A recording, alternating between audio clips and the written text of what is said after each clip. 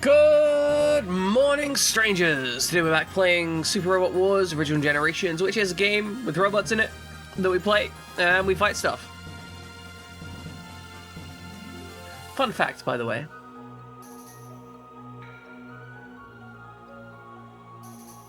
It's like the afternoon here as well. We say good morning regardless. It's polite. But, yeah, so fun fact. I found out that I burnt my foot today, as far as I can tell. Somehow I've burnt the sole of my foot. I don't know how. No, burnt, as in, like, applied too much heat to it. I don't...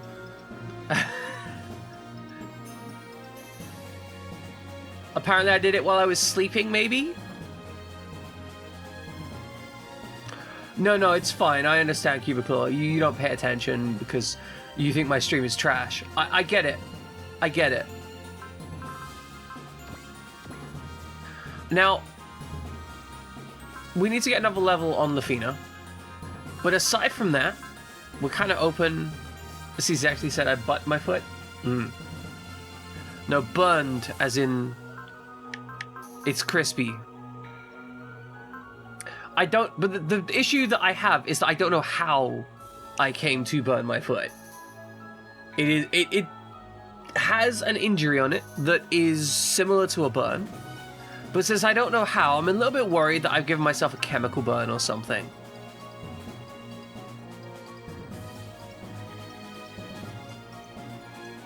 I do not sleep next to a heater. I don't know how that occurs. I don't fucking know. I've got a burn on my foot.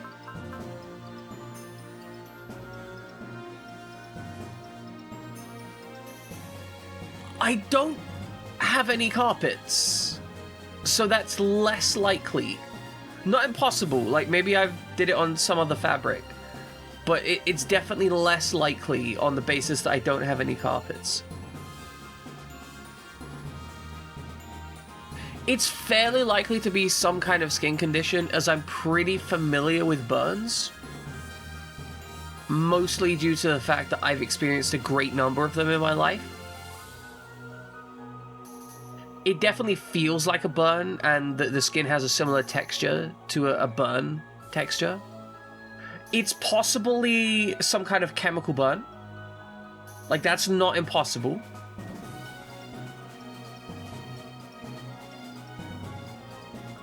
But then I'm not really certain how else I would end up with it.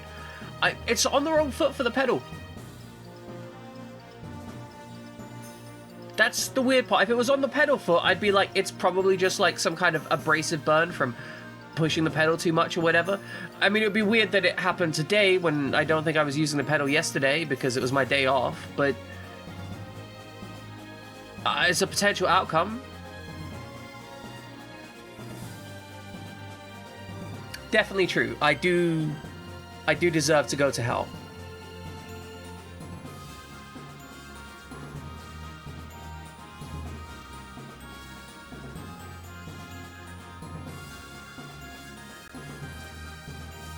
But okay, ladies and gentlemen,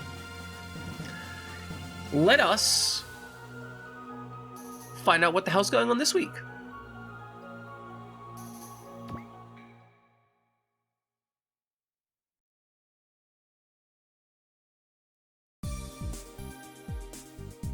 Say what? You want to throw a party?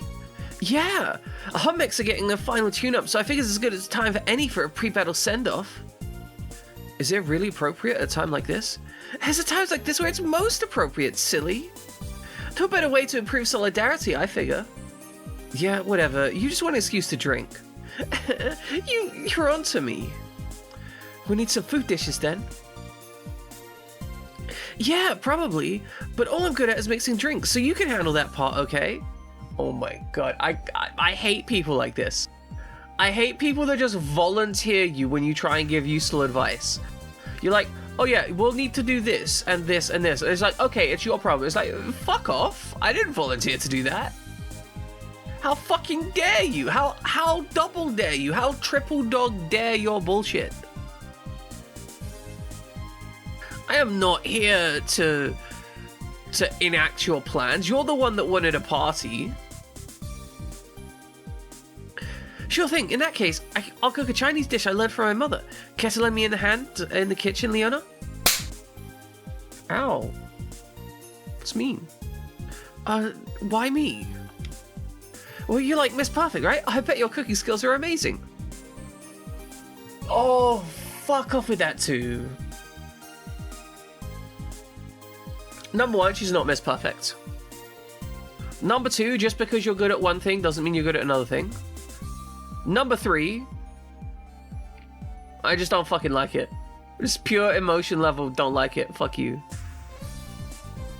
About that.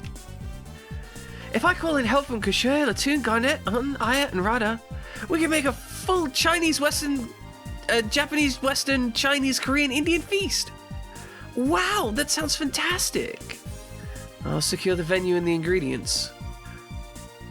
I could put on some magic tricks, maybe. Do you know any magic tricks?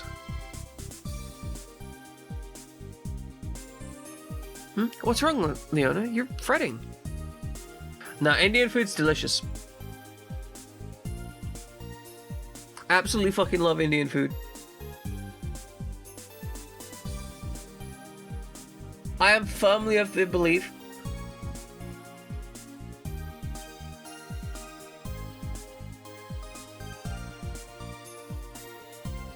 you are allowed to not like Indian food. Although I will say, with regards to Indian food, it is it's kind of like saying you don't like British food, in that India is an absolutely massive place with so many different like subculture, subgroups of food and similar. So I feel like saying you don't like all Indian food is probably too vast a generalization.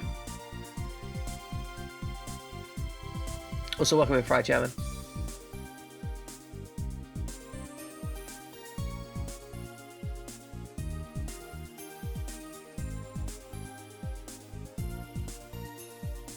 If you say so. Like,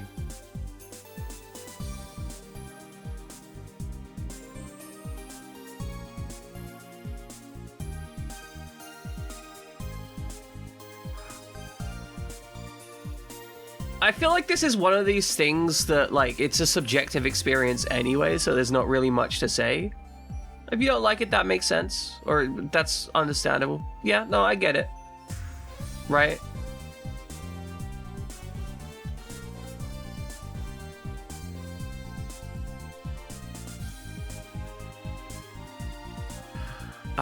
But, okay.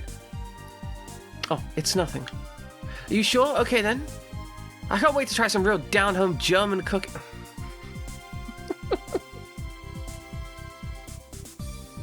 Down-home German cooking. Man, okay, German food is...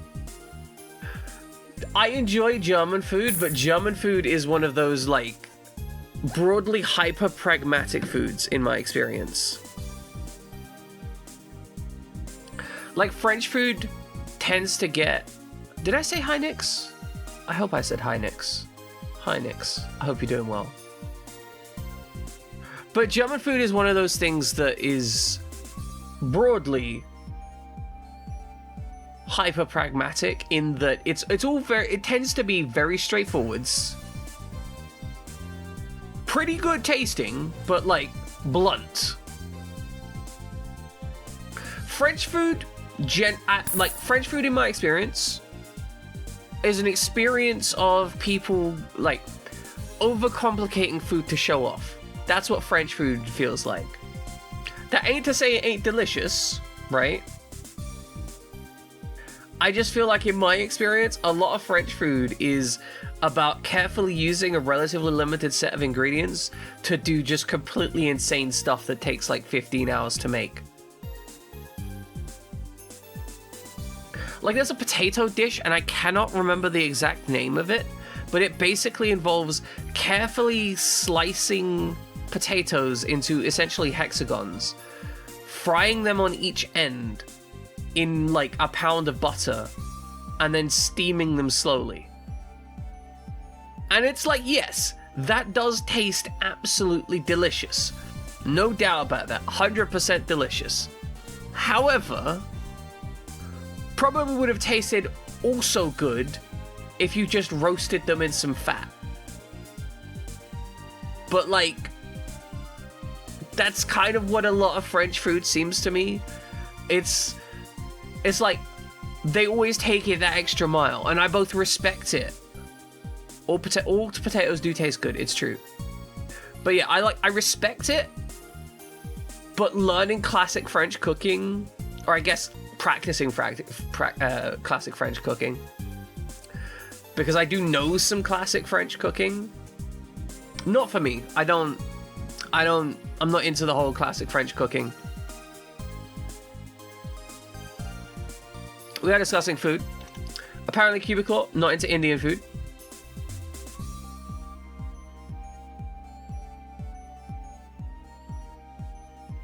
That sounds fucking delicious.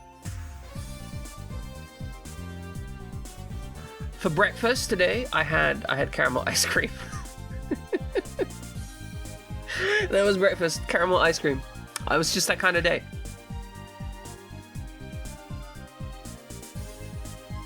I feel like a cooking stream... Okay, first of all, my kitchen is ugly. Which means I don't really want to, like, do a cooking stream in it. And when I say my kitchen is ugly, I mean, like, it's just ugly.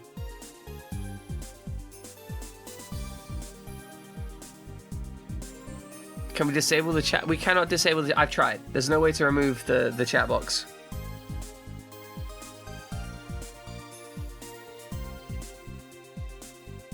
But yeah, like, whenever I see cooking streams, they're always cooking in, like, some incredibly, like, perfectly modern, ultra clean, marble surfaces everywhere kind of kitchen. And my kitchen is, like, 1950s council estate shitbox. Like, it's so disgusting. Name one Germany food. Well, there is, I believe there's Kartoffel pie, which is potato pie. There is all kinds of, like, bratwurst and there's so many, there's like a whole bunch of German words for, like, sausages that I can't remember them all. What the fuck? What the fuck, Nix? What is this racist shit?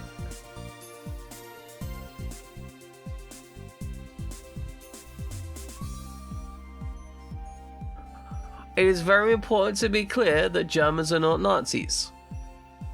Nazis are, like... Nazis are scum, but it is not an inherent class of like, it is not an inherent connection.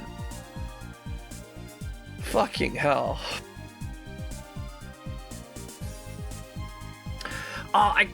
Germany has this fantastic type of cake that is basically pancake, like, it's stacked pancakes.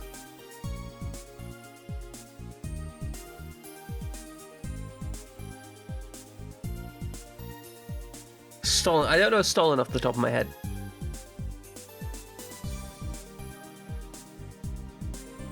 Oh, yeah, okay. So it's like a fruitcake type thing. Sounds pretty good. I like the idea of that. Sometimes it has marzipan in it.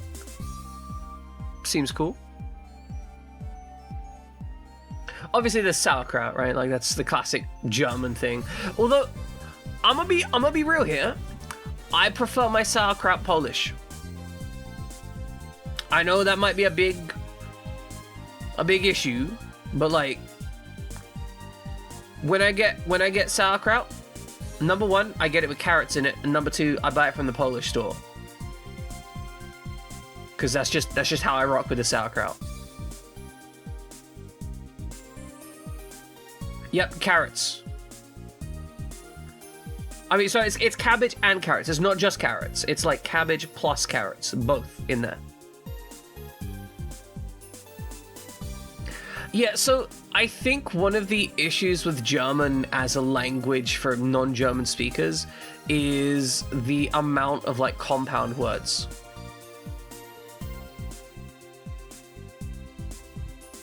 Because they tend to like just compound and add words together, and where you think there'd be a space, there's no space.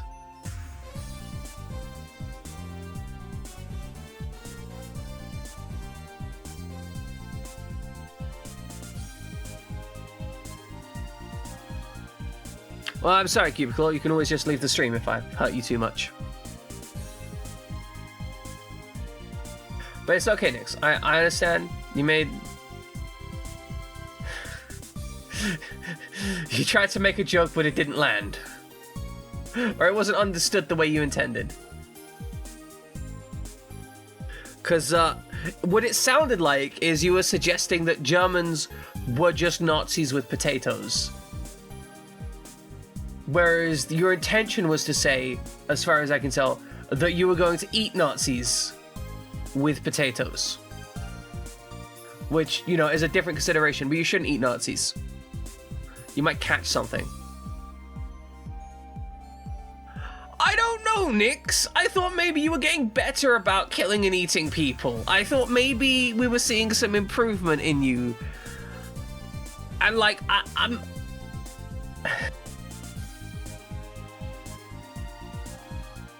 I can't. It's true. Nix does see all people as just lunch.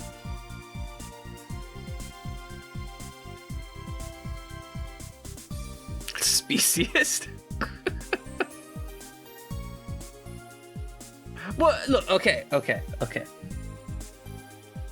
If someone has to be eaten, you're right. Look, no, hold on, Fried Jammin'. Hold on.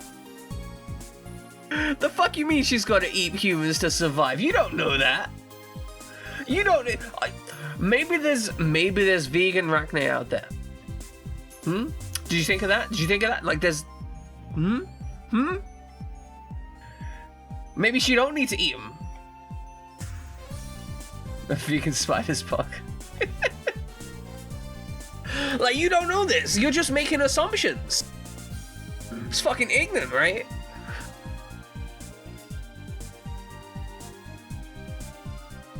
I love how this is like the first time I've managed to start this within like 30 minutes, and yet I've got sidetracked by discussing food.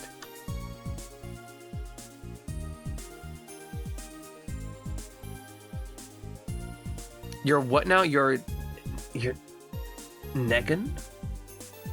An antagonist from The Walking Dead?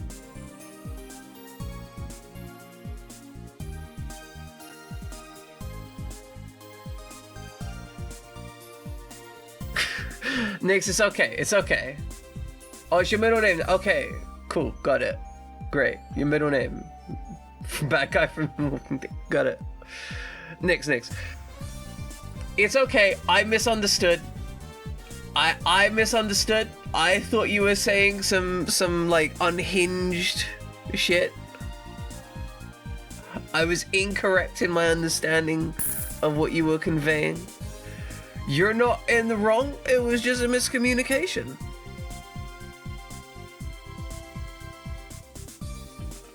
Now I made Nix feel bad.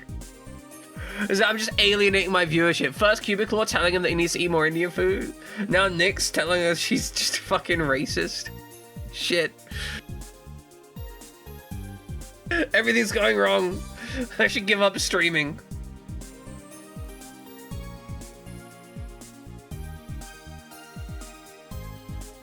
Okay, well, I'm gonna try and play the video game. All of this is only 26 minutes.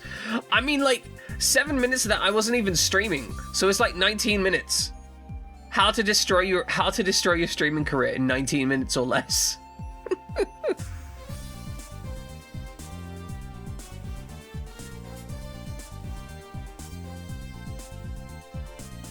Yeesh, it's hard to believe we can't solve this problem with all the brain power we got gathered here. It's been a struggle just extending the SRX's operational time. Of course it has. The R-Series is very complicated transformation mechanisms. Pretty matter-of-fact way of putting it, considering you're the one that made them. The armor's one thing, but the joint strength really needs addressing. If we can't solve that, we might be in business. But we just plain don't have the time to clear that hurdle. We sure don't. Tell me, how many geniuses of robotic engineering does it take to screw in a light bulb? Depends on the size of the light bulb and how many light bulbs we have to screw in, and if you want to automate that process and make it reliable. Whoa, Dr. Radom! Who the fuck is Dr. Radom? Well, I can't see through you, and you have legs. What?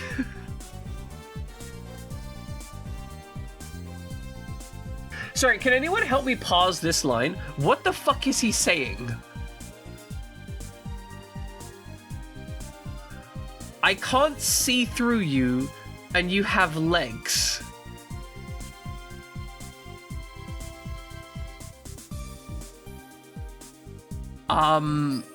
No. He's talking about sea legs? Okay. Well, what's the I can't see you through you thing?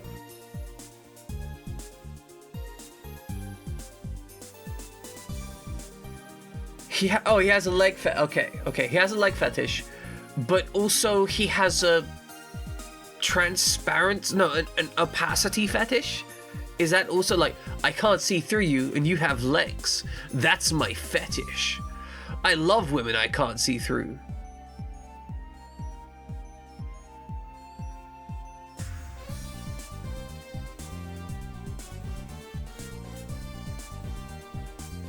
I'm sorry, I genuinely don't, like, this line has just got to me. Nice try, but I'm not a ghost. Sorry, geez, you've been completely off the radar ever since you fled Langley Base, you know? Oh, okay, he meant she was a ghost. Got it. Wow, Nix. Wow, it's mean. It's mean. Yes, things happened. Rishi Sensei is fine too, just for the record. Wow, that's great. Ow! But Nix, why you beating me up today? Ow! What's with these beatings?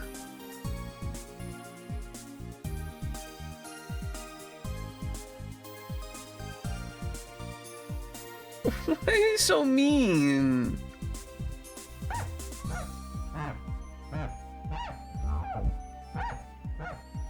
Okay, thank you, Sen. You're the only one that cares about me. Everyone else here just wants to hurt me. What do you want, Mary? Don't you marry me, mister. How? Fuck. You don't get to call me that anymore. Why did he ever get to call you Mary? My mistake. Are they ex-lovers? Do they just spend their entire time... Like, they look like two people that would only hate fuck people, right? Like the kind of people that would literally just degrade the other person during sex the entire time. It's like, you know, she's lying there, it's like, yeah, you fucking worthless piece of shit, you think that's gonna satisfy me? Oh, you're never gonna be able to satisfy me. And he's just like, oh, well, I'm just slinging a hot dog down a hallway here, haven't I? Because you're, you know, you're basically a giant elephant. Man's just unable to not just cuss each other out the entire time they fuck each other.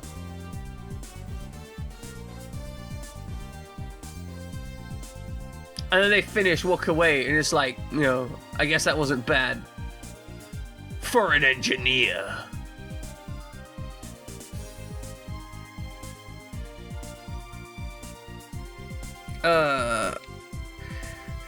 Anyway, I'm here to deliver you some new model servo motors for all of you. New models, huh?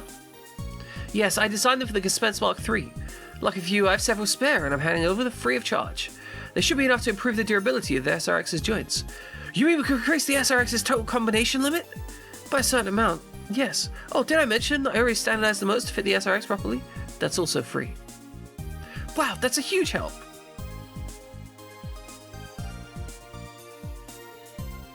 Okay, so Kirk is an engineer that we stole from somewhere. Roberts is like another engineer who was with the team earlier. Jonathan was an engineer that was with the ATX team but joined up with this team and is a relentless womanizer, but he's got like that daddy energy womanizer. Cause he's like, wow, she's a beautiful woman. I'd love to sleep with her. Rather than that kind of like, hey girl, what you doing? What you doing with those legs of yours? Kind of energy, right? He's actually got a little bit of charisma. Not much, but a little bit.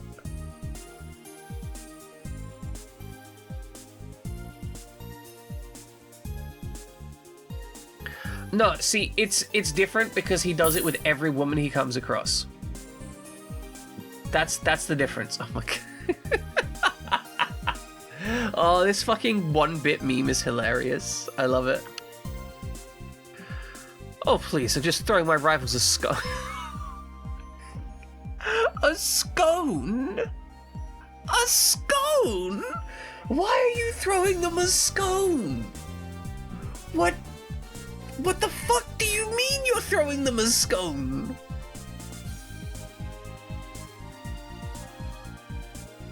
Whatever. She's throwing scones at people.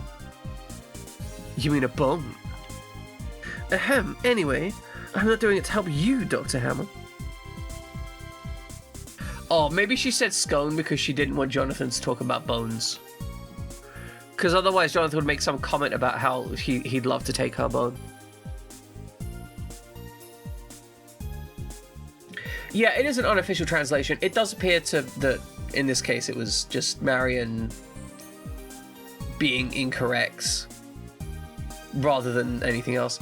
Yeah, I think that particular one wasn't a quirk. I think that one was intentional because she mentioned it because Jonathan said, I think you meant a bone. So I think she was intentionally incorrect. Appreciate it, Papa Jado. Kirk says, I know. Dr. Kasahara, is there something I should know about here?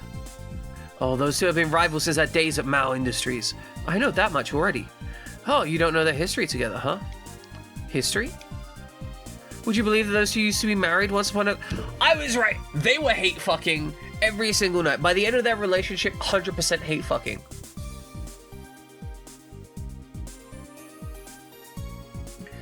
I guarantee you by the end of their relationship, Marion was out there, like, talking to other guys, and Kirk was like, oh, I can't believe you went out with somebody else. Like, I can't believe you went out for drinks with one of your male co-workers. She's like, well, at least he talks to me. You never talk to me. When's the last time you talked to... That is 100% the relationship there. Just tearing into each other back and forth 24/7.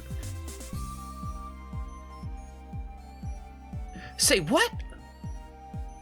Let's just say logic doesn't have much of a place in some relationships. I don't believe it. I'm glad to see you safe and sound, Consultant Rishi Togo.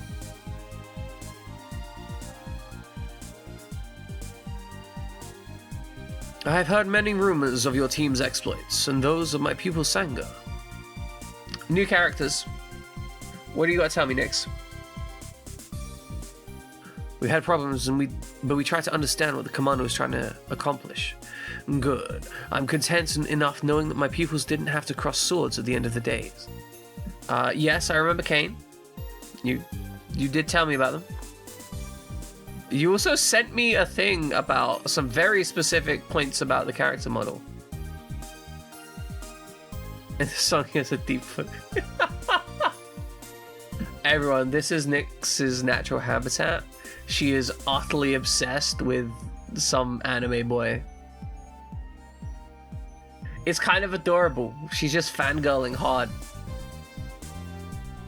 Oh, no, she's just a big fangirl. Like an absolutely massive fangirl. Rishi-sensei. Ah, Bullet, you're looking well. Have you been keeping up with your sword training? Yes, sir. I'll be the judge of that later, but it'll be my pleasure to demonstrate. Hey, who's the old dude?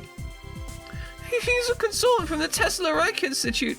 He was created the day for the Grunk swords attacks. Also, can we just acknowledge that it says the Tesla Reich Institute. It just goes to show that Japan doesn't have the same association with words that the rest of the world does, right?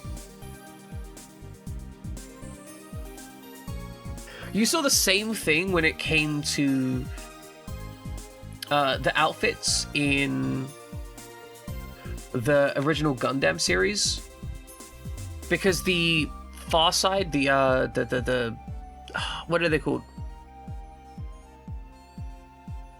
The colonist guys, who I cannot remember the name. Oh, Zeon, that's it. The Zeon guys. They are basically Nazis. They even have a like Nazi salute situation going on. And that is not something that you'd see in Western media. Like, they just kind of wouldn't do that.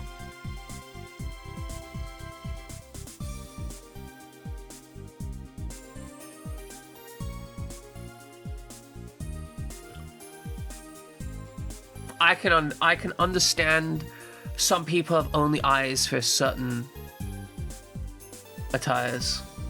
I have to talk about this more with you. Thanks for showing me you're so happy. Well, you know where my DMs are. You can fangirl as much as you want, I guess. Fantastic. He's supposedly a master of Jigen's sword fighting style too. Oh dang, maybe I can get some sword lessons from him later. Ah yes, I hear the SRX has a sword as well. Yeah, it's called the Unstoppable Supreme Sword. This is seriously what it's called.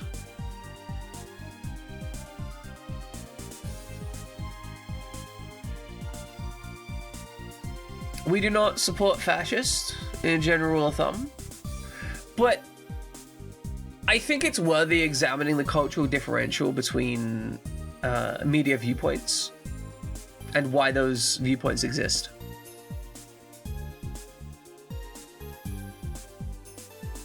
I mean, it's the same way with like a lot of symbology, right? There's a large amount of symbology that changes depending on the context.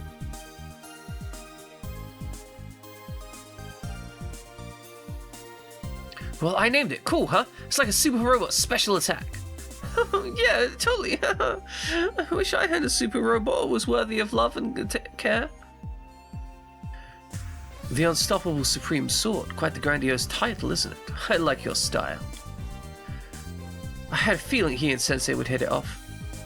By the way, Bullet, did you want us for something?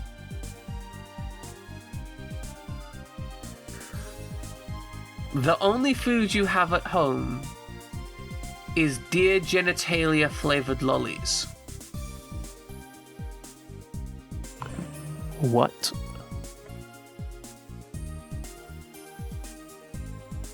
Is that like, are you on like a deer breeding farm or something? I'm assuming that's like either something used for hunting deer or like for getting them to fuck. One of the two.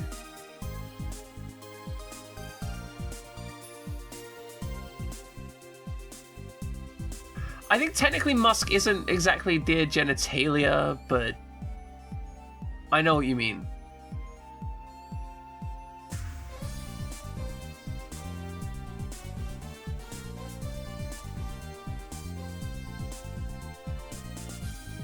What have I been linked? Oh no, Kimiko just sent me a message. It's okay, a popular hold on.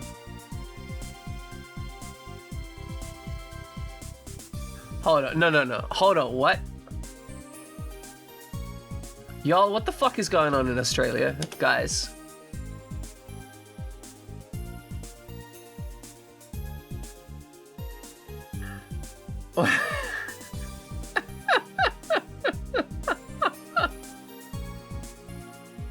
Pink curly musk sticks.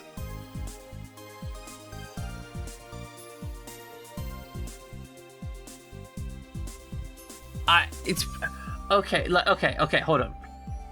Musk sticks are a popular confection in Australia, available from many different suppliers. They're a stick of semi-soft fondant, usually pink, extruded with a rigid cross-section in the shape of a star.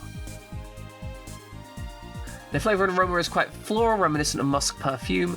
Musk perfume being a type of perfume that is specifically made with glandular secretions from animals such as musk deer. And also numerous plants emitting similar fragrances, and so on. The origin of muskets is uncertain. The earliest known written reference is 1927 in the Australian Worker. The supermarket chain Woolworths is reported about selling 27 million mustics per year. A painting about the confection is strongly polarized. Mustics manage to disgust tourists as much as they delight Australians. The Disgusting Food Museum in Malmo, Sweden, has included such mustics. You can also get fruit sticks as well.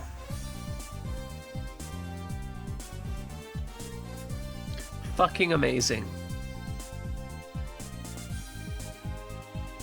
Genuinely incredible. Oh, I almost forgot. Come to the party, we're about to get started. Got it. Kiyosuke's invitation to the party is just, got it. The response to the invitation is got it. Love it. I think every day, the more I learn about Australia, the more I realize why they're secluded off in like that one massive fucking island. Shit's unhinged over there. Like, they're weird as fuck. Presumably it comes from the issue of the fact that if you're constantly in a situation where you might die every time you go to the toilet because some spider bites you in the fucking bollocks when you're taking a dump, I think I get it, right? Like, if you live a life like that, you end up with some trauma.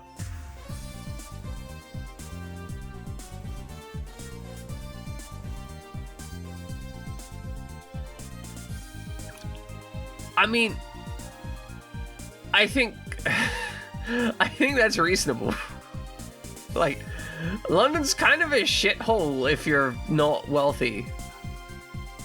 That's very accurate. The only reason that living in London is very beneficial, well, one of the major reasons that living in London is very beneficial for me, is the public transport in London is genuinely amazing. There are few other places in the world that have a public transport system that even approaches the quality of London.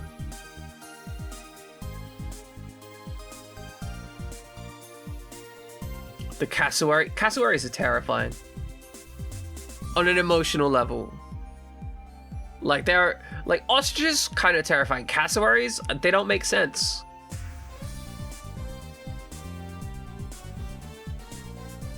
Genuinely, I mean, they do make sense, but they don't make sense.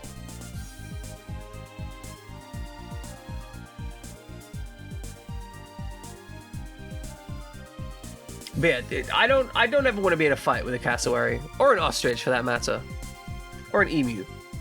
I think all of those would probably be able to kill me.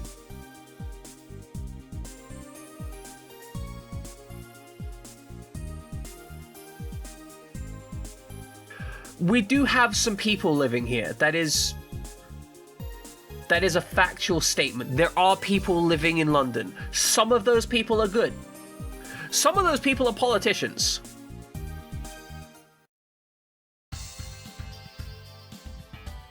Booyah! Thank you, you're too kind.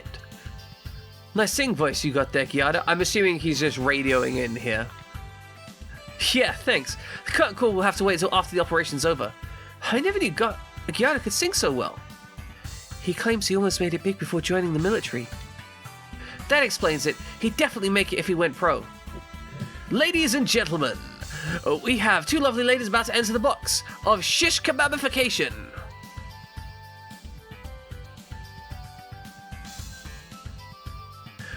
I frequently mention politicians just in general, or politics, because I feel that life is generally shaped by politics, and that refusing to discuss politics is like refusing to discuss almost everything about your life, since almost everything in your life is affected in one way or another by politics.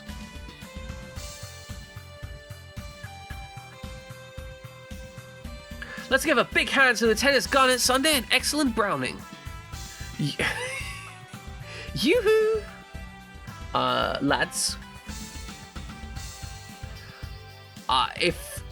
Take your screenshots now, I guess. If this is what you're into, screenshots now.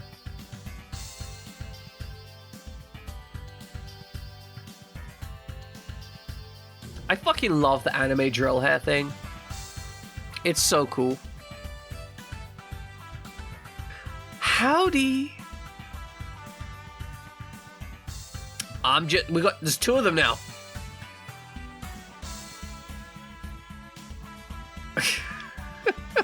I don't fucking know.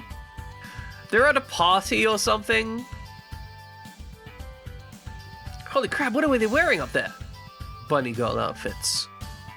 Kyosuke has no time for this shit. None whatsoever. Yeah, I got that part. Then why'd you ask the question, what you say? It's about time. Get back in your box. Lieutenant, aren't you embarrassed to be standing up there in that getup? Oh, whatever. You skipped all the girls in swimsuits, but you'll look at this? Let me guess, you like the fishnet tights? Actually, it's the bunny at Bullet admitting he's a furry. Bullet just straight up like, oh yeah, I like the bunny ears, that's what I want.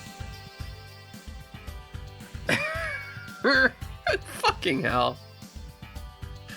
Dude, don't fall for that, they're not real. Bullet, are you okay? Your nose is bleeding.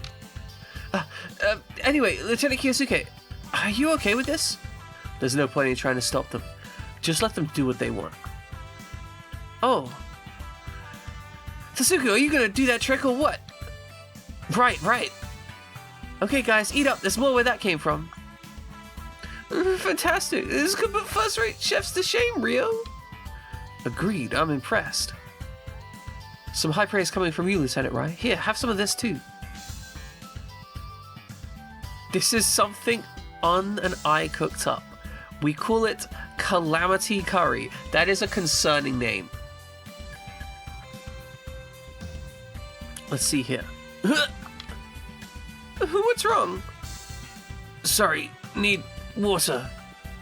Oh dear, we may have made it a little too hot for lay people. Lay people? Could you not use this as guinea pigs? Jeez! I guess with how spicy Indian and Korean food both get, a combination of the two would be pretty high up there.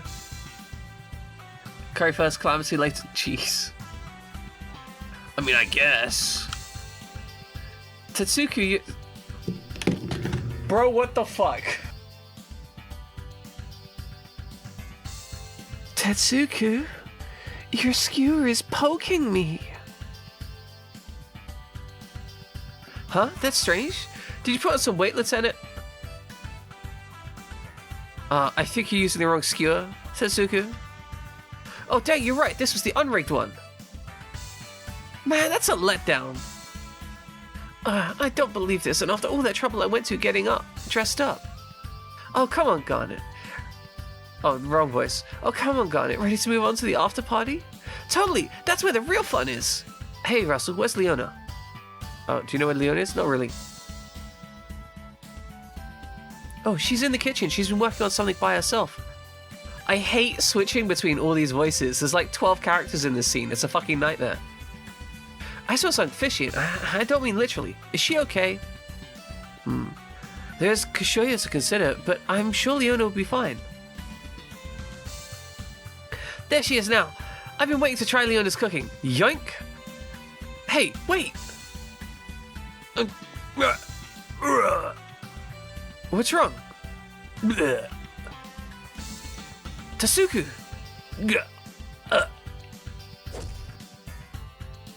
We've killed him. We've killed Tatsuku. He's dead. He's dead. Tatsuku, get a hold of yourself. I'm so sorry. I'm actually a completely hopeless cook. Is that so? Well, I guess nobody's perfect. It appears that the younger crowd's enjoying themselves quite a bit. It's a nice change of pace. Besides, when's the last time you and I had a drink together? Let's get wasted. It'd bring back some memories of our days cruising through space into the great unknown. Is something bothering you? I was just thinking, this might be the last time we share a toast like this. Captain. Sean, if the worst happens, I want you to carry on in my steed. And tonight, I'll be making you pregnant. I don't know, this has the vibe that they're about to fuck. Don't ask me how that would work, by the way. Goodness gracious. Do you realize how old you're making yourself sound? You may think you're over the hill, but the view from the top is wondrous. Oh god. God, let's just come by. This, it's gonna go awfully. I'm very concerned. What have you sent me? Oh, it's a cat. It's a cute, adorable cat. It's a cat. I want to pet the cat.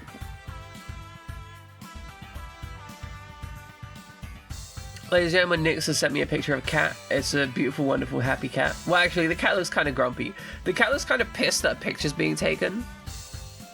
But, like, it's cat nature, right? Hello, boys. Don't mind us. What in God's name are you wearing? Can't you tell? It's a bunny girl outfit. No, that's a sight for sore eyes. Let me guess, 93, 58, 88. Oh, wow, on the dot, XO. And then my eyes haven't failed me yet. Like I say, Captain, wondrous. So, Captain Daitetsu, aren't you forgetting something? What might that be? You know what I'm talking about. I do? That primo sake you've got. For a sode, the stuff from Fushima, Kyoto. Oh, I did suppose I promised to share some. Shall we sit back and let these two lovely ladies pour us some of your finest, Captain Daitetsu?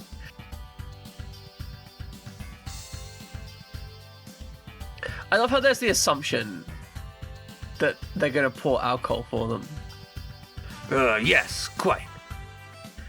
It's time to set sail to inebriation. This is bad, with both her and the lieutenant here. Got it. They'll empty my whole stash. Daitetsu isn't creepy. Sean is creepy. Daitetsu, he's kind of just old man's captain. I mean, obviously Chris is.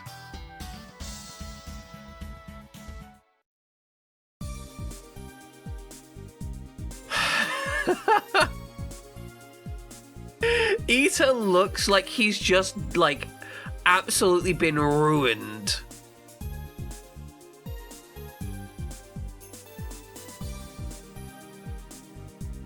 I hear you sighing from across the bridge, Ita. What's wrong? I was just thinking about how I'll be stuck here while everybody else is out having fun. Sigh. Of course you are. It's your shift. Pour some drinks for the boys, please. Extra spider venom. Cubicle's gonna fucking die. It was nice knowing you, Cubicle.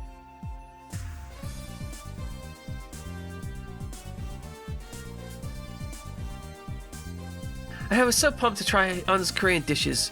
You don't like being here either, right? Immaterial. This is our job. Oh, for God's sake, go on. I'll keep an eye out up here. You mean that? Just be back in 20 minutes. Yes, sir. Sir, yes, sir. Thank you, sir.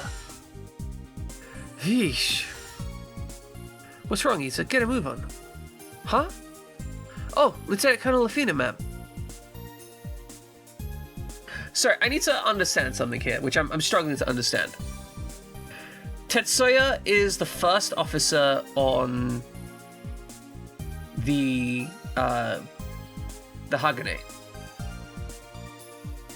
which currently means that all officers, so Lefina and Sean of the Hiryu Custom, are on the Hagane. There are no officers on the other ship. What?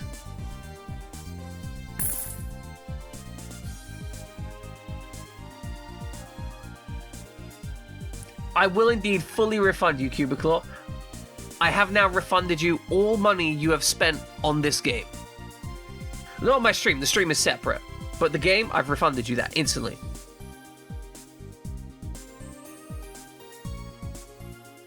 Oh, Lieutenant Colonel Athena, ma'am. Is something the matter? Nothing, ma'am. Are you going to the party? No, some work came up. You're here in case anything unexpected happens, I assume? Well, that, and I can't hold my liquor. You're so diligent. I can see why Captain Daitetsu put so much faith in you. Please, ma'am, I can hardly hold a candle to you. You're 10 years younger than me. You graduated from Icarus Summa Cum Laude. And you're the captain of the Hiryu Custom? How could I hope to compete? Please, the only reason I'm where I am right now is because of Sean. And besides, I understand that you graduated from the academy with high distinction too. Well, only magna cum laude. That's perfectly respectable. These guys are like, oh yeah, I've got like some of the highest ranks possible. It's perfectly respectable. Like, fuck. He did say come. He did in fact say come in front of a girl. Twice, in fact. I appreciate hearing that, but sometimes the pressure can be a little...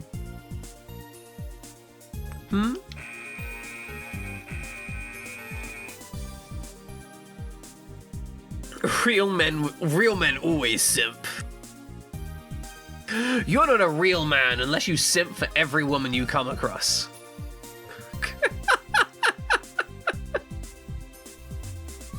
Oh god, that's like the weirdest, most strangely toxic masculine statement. Like, you're not a real man unless you spend your entire life simping.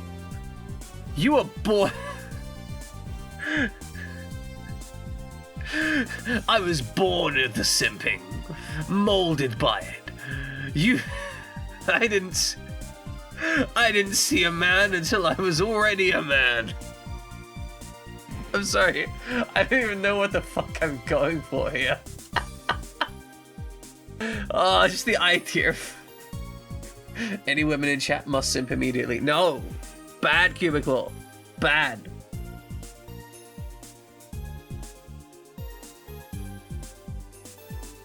I have the sniffles and it's really fucking irritating me.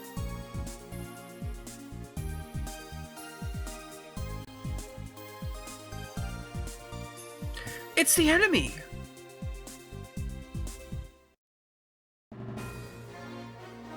Episode 36, Marionettes.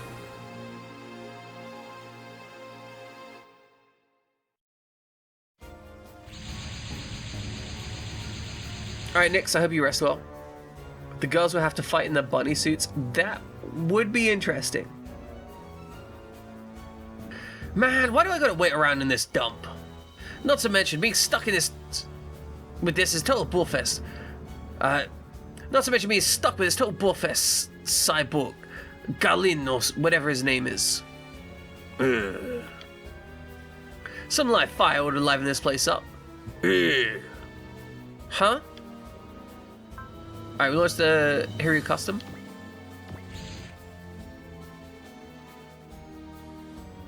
How much longer are you gonna make me do sit-ups, Kiyosuke?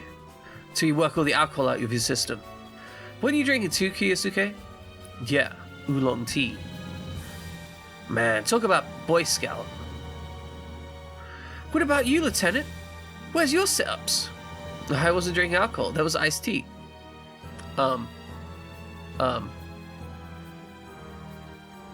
You could have drunk all you wanted to. Nobody cares about you. You're never leaving the cockpit of that thing.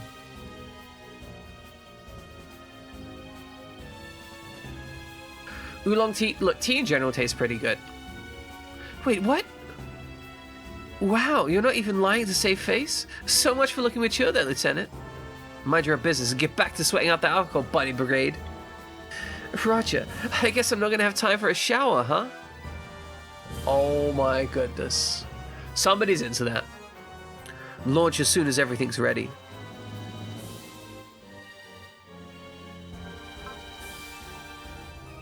Alright, let's launch.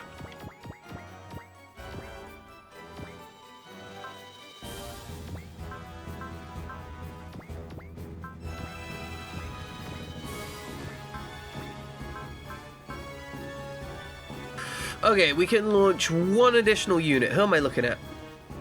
I could pop the Gar Lion with Katina. She's decent.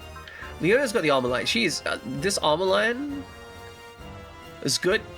It's very good. Hurts people. It's quite good at hurting people, honestly. Fuck it. We'll launch the Gar Lion. Okay, so based on the composition of the enemies, we are gonna want Latoon to stand here.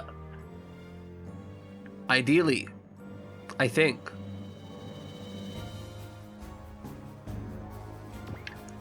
Alright, you're gonna head on to the left to get Misaki up there.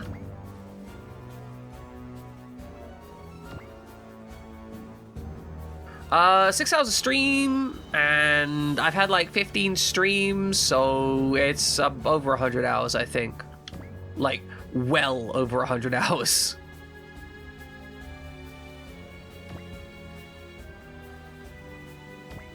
It's genuinely a horrifying amount of gameplay. Like, this is a game where they just keep adding more game.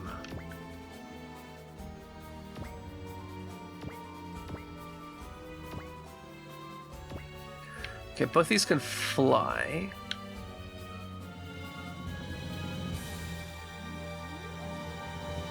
I've not played Valkyria Chronicles. I own Valkyria Chronicles. I have... Well, okay, I played like the first 5 minutes of Valkyria Chronicles several times. For whatever reason, I just can't, like... You know when you have games that you try to play, but you just bounce, right? And, like, they're not bad games or anything.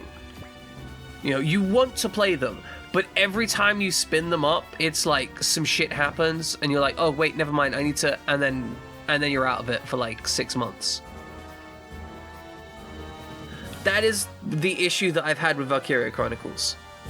It's just... I bounce every time.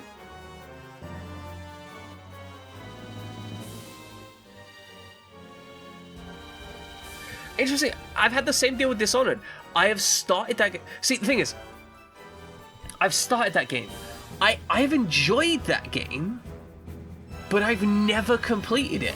It's like every time I play through it, I'll just drop like 10 hours into it or whatever, and I'll get like a good way into the game, and then I'll be like, okay, I'm done. And I just won't pick it up again. And it's not like the game's bad. Almost like on every metric I can perceivably present, I could only say that the game is a high quality game.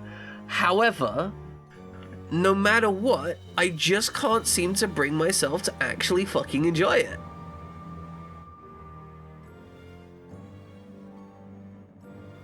Or I guess not enjoy it. Like, I enjoy it for the time that I play it, but I can't complete it because by the time I get to that point, I'm like, okay, I'm done. I no longer need to play it. I don't know, like, it's not that it's a bad game, it just doesn't do it for me, right? And so, I understand. Simpa makes you feel good. It's reasonable.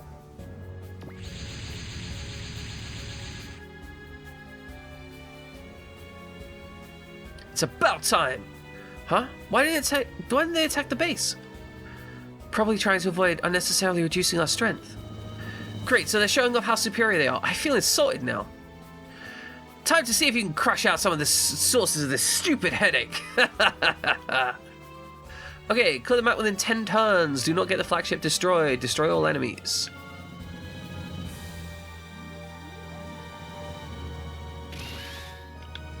Seems simple enough.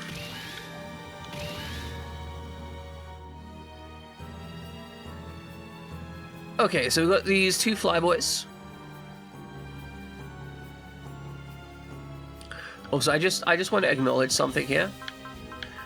Kashuya can use Azil twice in a row, which means if I really want to, she can make 3 turns just in a row. Like, it's actually disgusting what she can do.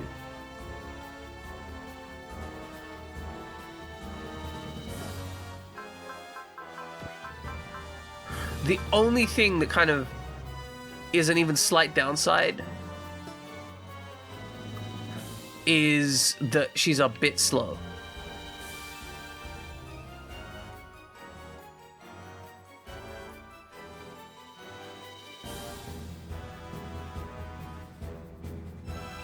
But yeah, so I have Valkyria Chronicles on pink head sizes. What? What? But yeah, Valkyria Chronicles, everything about it says that it should be a good game for me, but I just bounce on it. Often on the first mission. Maybe I should play it on stream. Maybe that'll be what I need to finally get into it. Because I know that one of my major issues on Valkyria Chronicles was essentially like FOMO.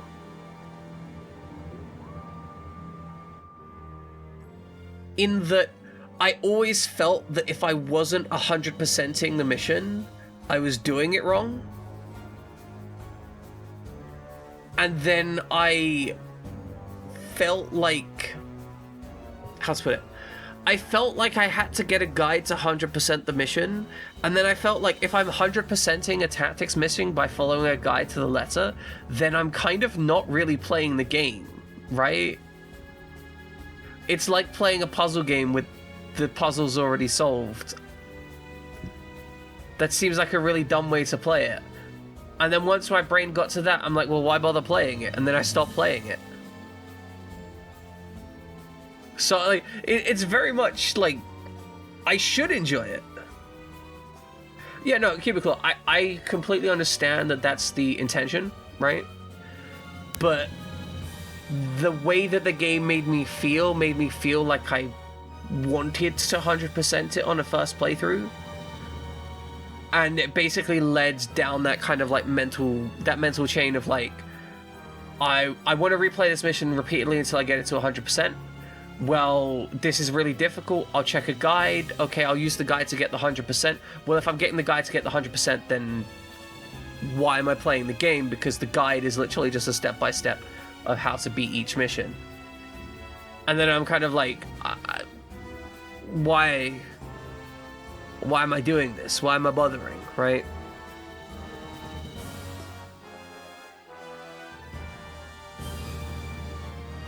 I think the only thing that Latoon is missing is excel, and that's sad.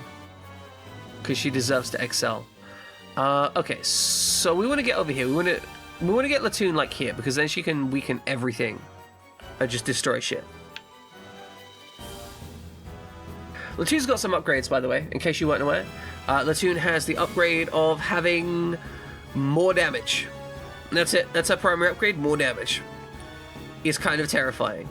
I don't know how she can get more damage, but she has more damage.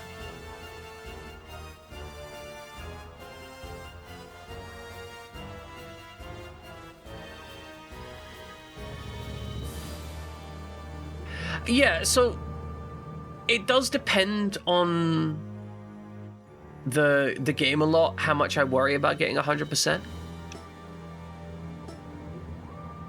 There's definitely games where I care more about that.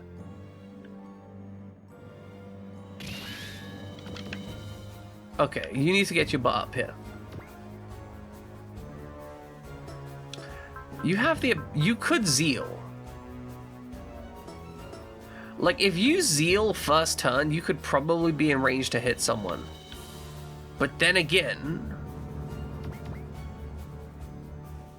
I don't think that's worth it for the first... Okay, first turn, zeal, probably not a good idea. Not you. Here you are. I want you to get that drive. Like, you are basically my Argon pilot because you can just use drive like that. It's genuinely kind of terrifying how you can just do that. Now, I know that that's like 50 SP, but we know we're going to burn the first turn and probably the second before she gets a shot, which means that we are in a position where she's going to take a certain amount of time to get there. We could also actually pair these two up, right?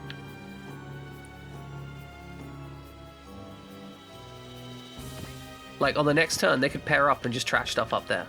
Okay, that seems good.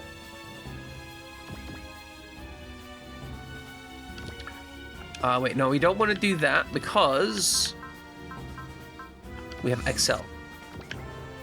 Excel high value, just charge.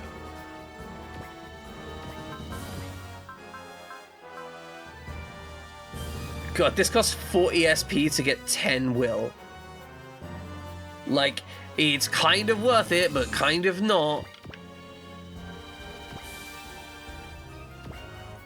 I love how the grunks look so different, yet they look so the same at the same time. It's honestly kind of cool. Alright, you get your thick slab of armor line up there. I feel like the armor line is one of the best mechs that I didn't know was going to be great. Because the Wild Raptor is decent, but it's like, if we're being real honest about why the situation is the way it is, it's because of Latoon. Latoon makes that thing great.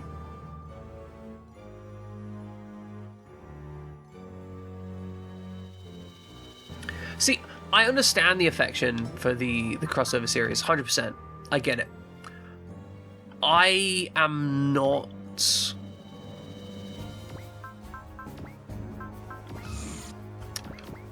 honestly, I've never been a massive fan of crossover works. I've always found that there is a tendency for crossover works to be a kind of uninteresting to me, just because they have a distinct lack of...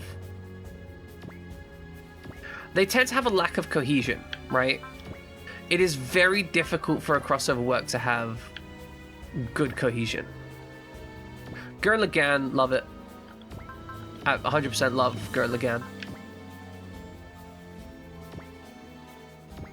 But yeah, with that lack of cohesion, you can just result in less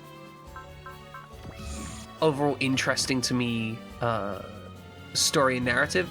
And I feel like with these kind of games, very often it is the story and narrative being cohesive which allows me to enjoy the game. Not necessarily good. I want to be clear. I've enjoyed many games which have bad story and narrative.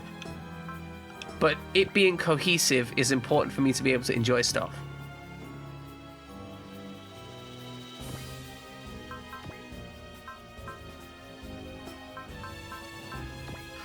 All right, let's dive on them, I guess. I have literally no reason to bring these guys forwards. They can just sit there for all eternity. Okay, so we do want to make sure we get the level on Lafina. That is one key aspect that we're going for. Everything else, we need to kill these guys, get Latoon here, use this group to kind of follow up. These groups are going to smash into the right, get some extra kills. I think that's where we want to be.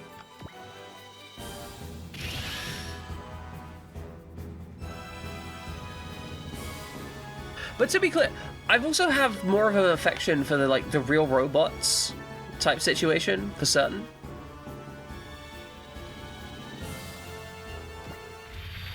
Like, to me, real robots are more interesting than super robots.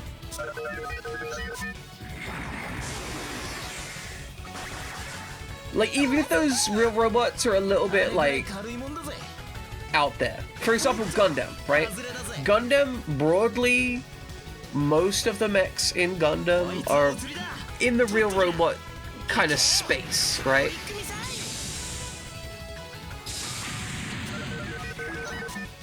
Yeah, exactly. It's just a dimensional opening. It's hard to write a story that you get invested in.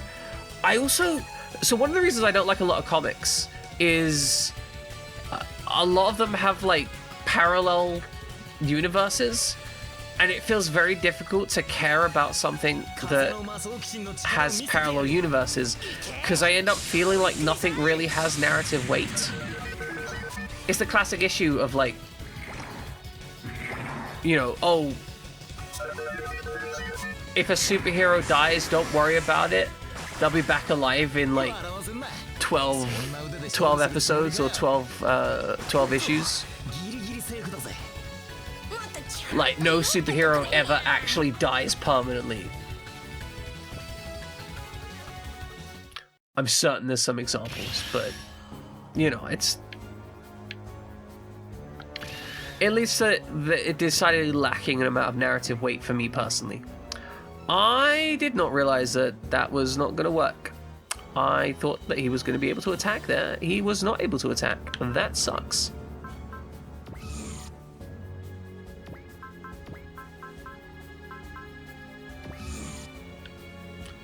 Okay, can I move you up here? Oh, I can move you up here and just trash this guy. Okay, can we go deep on that, maybe? Like, get the Excel over here and then just... Oh, because we need both. Yeah, okay. Like, just go absolutely deep on this.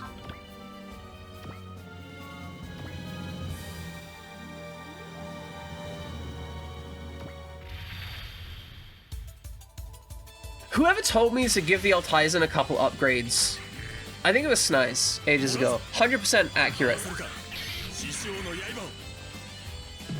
All it really needed was a couple upgrades, and it went from being like this kind of a sack of shit to being actually able to just handle stuff.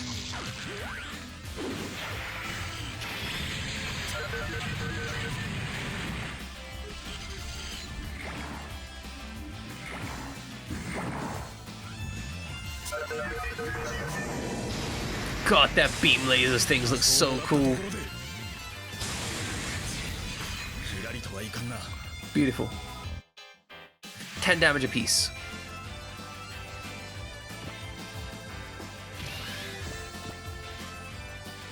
And we get just in range with our boy here. Start pumping that T-Link knuckle into people's faces. We are going to use Persist. We're also going to use Valor as well, actually. Because I think Valor is going to ascend this from not a kill to a kill.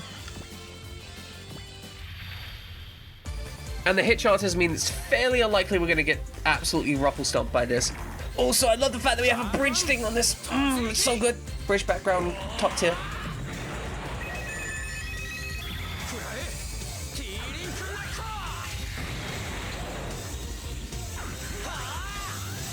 This is how you do it when you got an enemy. Just punch them real hard.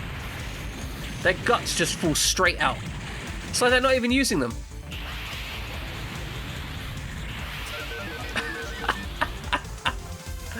Oh, I love that he's just got like that timed stance change. Specifically to look badass. No other purpose.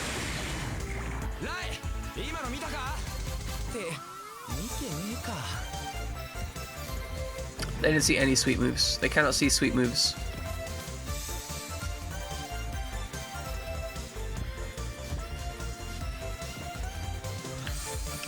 Can you excel?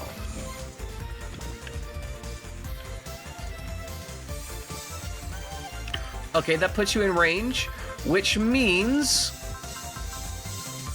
we can pop another one with Valor.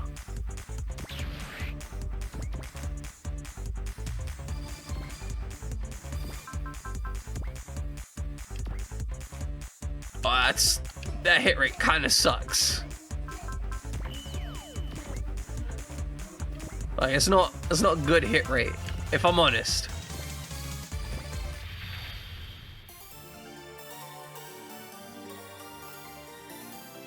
Alright, Leona, put your work in.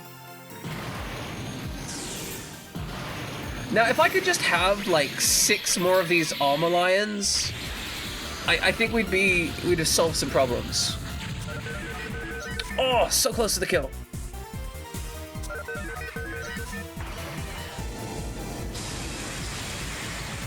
This does mean I think that we can probably get Aya to move up and finish the kill. Which, you know, Gain will be useful to her. I think she's a little bit low level.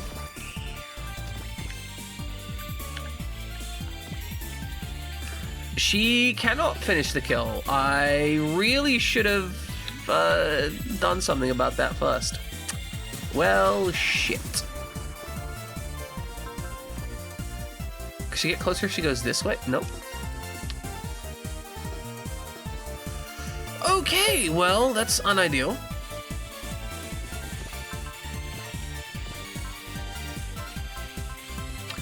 And you don't have charge. You can resupply someone though, right? Yeah, Katina's a little bit low level, but this is probably going to be worth it anyway. Alright, Katina really doesn't like getting resupply. She is anti-resupply.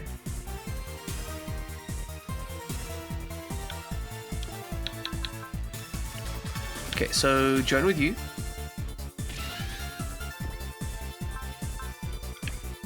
Move you up. Oh wait, no. Do one of you have Excel? Nobody has Excel. Of course nobody has Excel. Why would I think people would be out here having Excel? Oh, I'm a fool. A foolish fool of foolishness.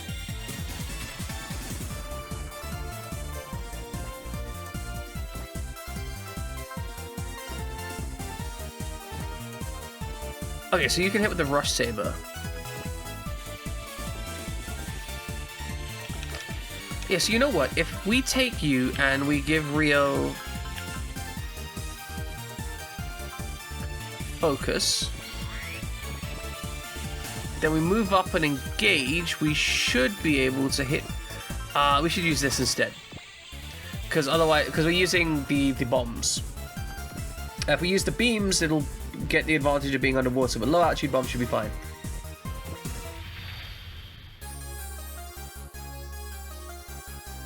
Although to be fair, I think she has the thing that means that she has S rank water weapons, but whatever.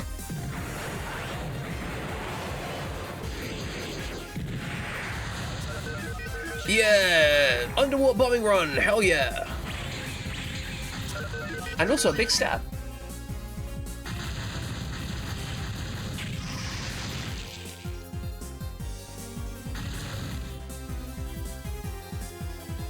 Rio got a lot more out of that than the Wild Tribe tip, but you know, that's what we were expecting.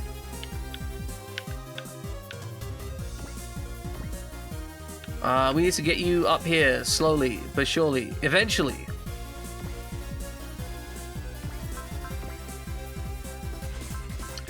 I hate how slow you are. I hate moving at angles too. And this is gonna be rubbish.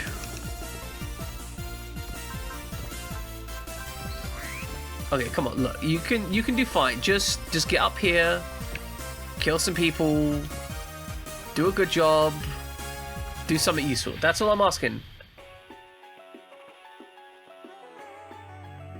I think the problem with a lot of the mechs in this game is I'm just so used to Latoon and Latoon's ability to 0-100 everything. She's just like, I don't feel like getting hit today, so she doesn't.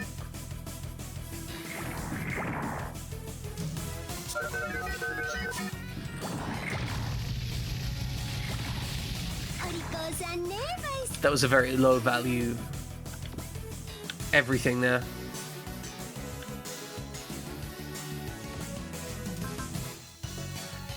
Okay, you've got Excel, so does that mean... Yeah, you can't get over there without dive bombing, so... you could take the kill. I mean, you're level 36, and you're level 30. Okay, so in that case... You can move up here, support these guys, get that kill with a spiral attack. I'm not going to spend the spirit. He either gets it or he doesn't.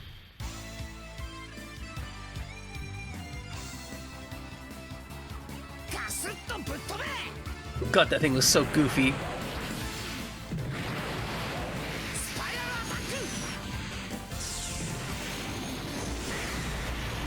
It definitely abides by the premise that with enough thrust you can get anything to fly.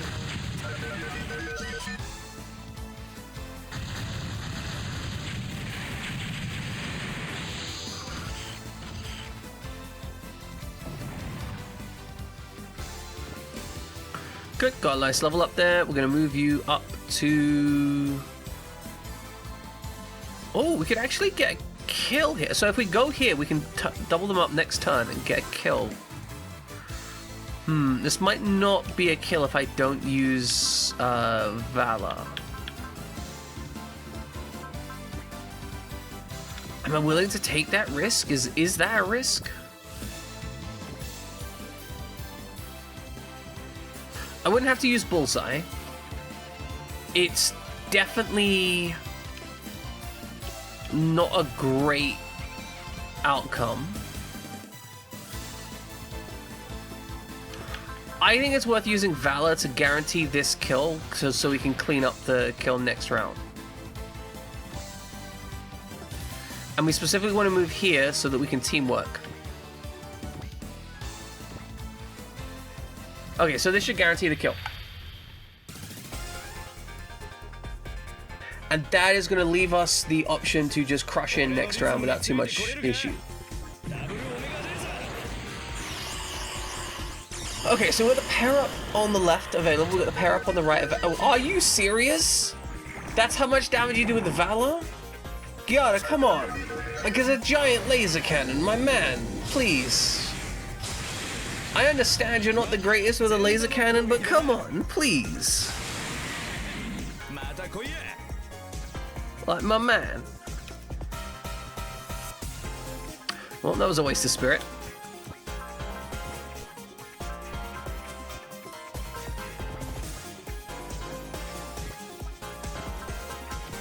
At the very least, you can start cleaning some stuff up over here.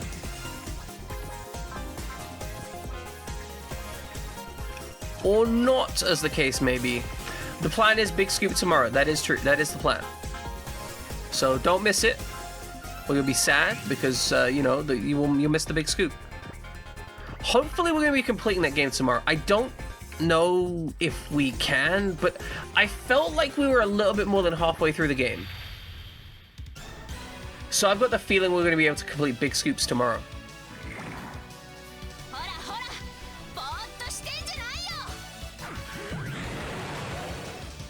That's the hope and dream, at least.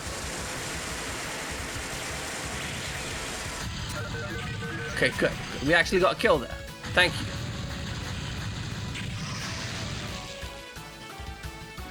This machine gun has served us faithfully for the entire game.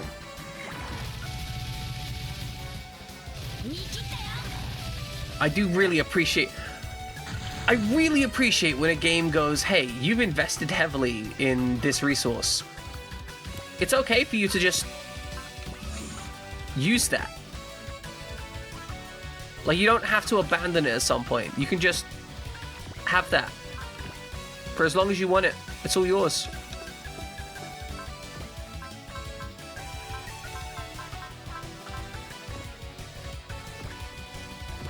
Alright, let's gain up.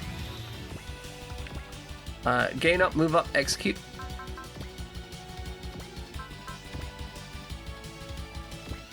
Alright, now if you do less than 300 damage here, right, I'm gonna be upset with you. Like, on an emotional level.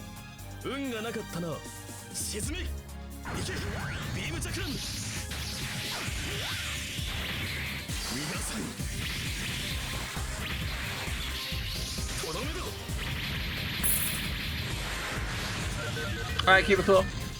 Rest well, make sure you don't get hit by a bus. And, don't rub yourself in musk sticks unless you're trying to fuck a deer, I guess. Don't fuck a deer. That would be bad. Don't do that. It's probably a crime. Can't guarantee that it's a crime. Shockingly, in a lot of places, it is not a crime. It's gross, though, for certain.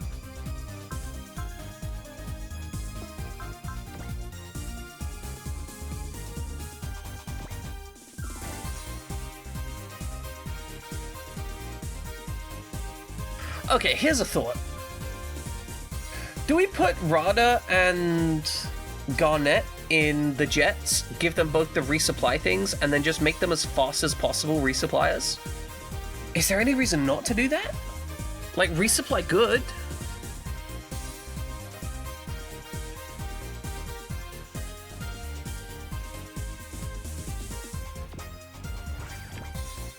Alright, let's move you up here. You can do something useful, right?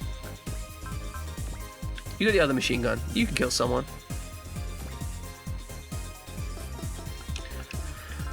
I mean, I guess theoretically you can kill someone, but like, also, damn. If you could do it without sucking quite as much, that would be nice.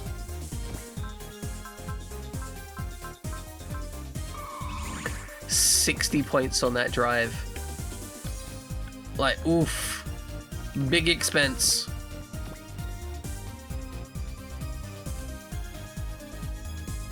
That's disgusting.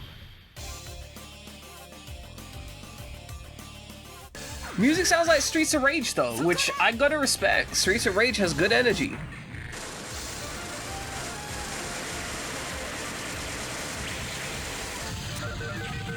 Oh, no, much you got the kill. Fantastic. Wasn't actually expecting that.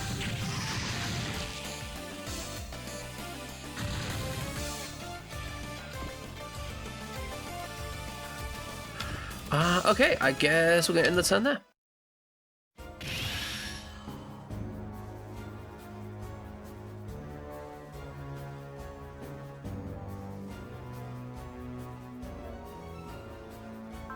If I do not have a counter available, please just auto-evade or auto-defend. One of the two. Don't mind which. Oh, these have the big missile thing from their chest, right? Or just shoulder guns. Do you respect the shoulder guns?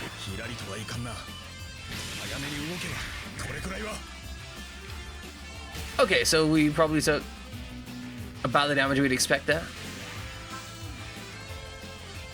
I'm going to defend from this one since it's a higher hit rate.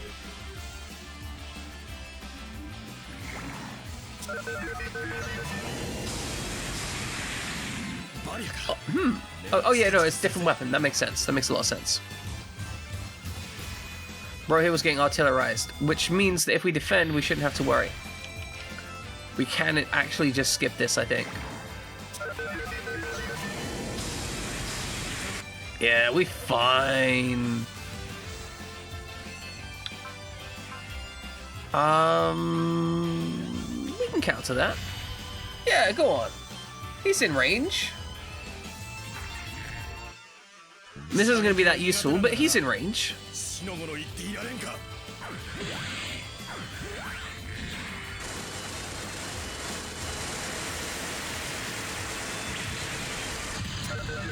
That was damage. He really sucks with a machine gun, doesn't he?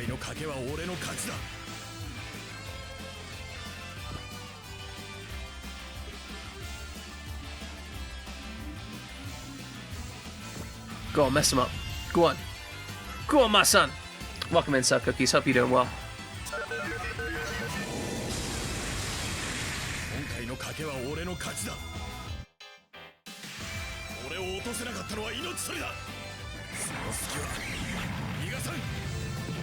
Kind of weird saying "go on, my son" to Kiyosuke. Well, like he's like 20 something, but also he feels far more like an adult than I do. Bit tired. Been working late, working too hard. 50% chance to be hit. We'll be fine. Just dodge it. That's it, just dodge it.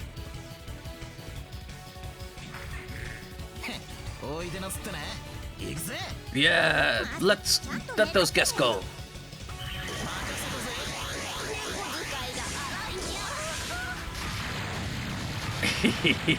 Pew pew pew. Slightly concerning they didn't get the kill. That's sad. Very close to it, but sad. And now he loses movement. He seems to be all over the place. In this case, you'll think of... Oh, yeah, okay. If you got to use sleeping meds, then you're kind of fucked anyway. Because generally medication stays in the system for way too long. Okay. You should be able to kill this guy, right? You're going to stab this guy, you're going to crit him for like 11,000, instantly pop him.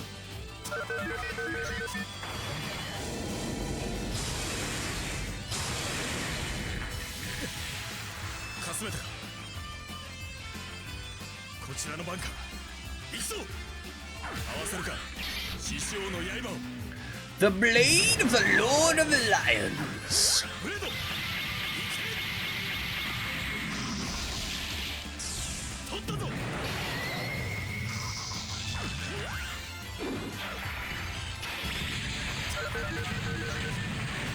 Wow. 1K short. Sad. Very sad.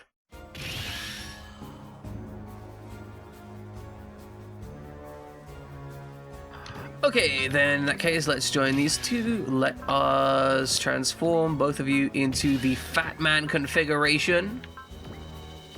Look at my bro here. He is very fat. He is able to fight though, so we on board. We should probably use the spirits, because otherwise these guys ain't gonna hit shit. Like, I love them, but they ain't gonna hit shit.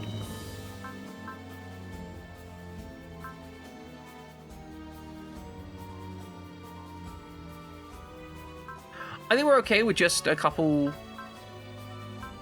bullseyes. Missing bad, hitting good, right? Oh, we could destroy that guy. That would be a guaranteed kill. We could probably destroy that guy.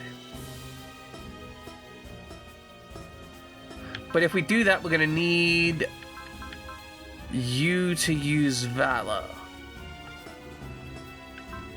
But if we change the main unit,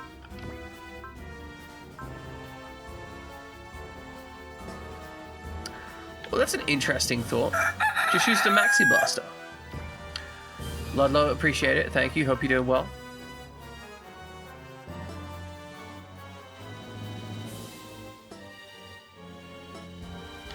I think that's what I want to do. Oh, I already used the bullseye. I wouldn't have wasted it otherwise. No, fuck it. We dive. We dive. We hope to survive. This is the way we do it. And we kill this guy. This guy? That guy doesn't die. Which means main. Ludlow's just instantly in here like, yeah, let's shout some people out.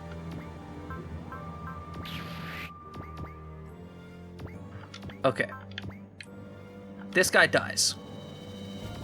Basically guaranteed.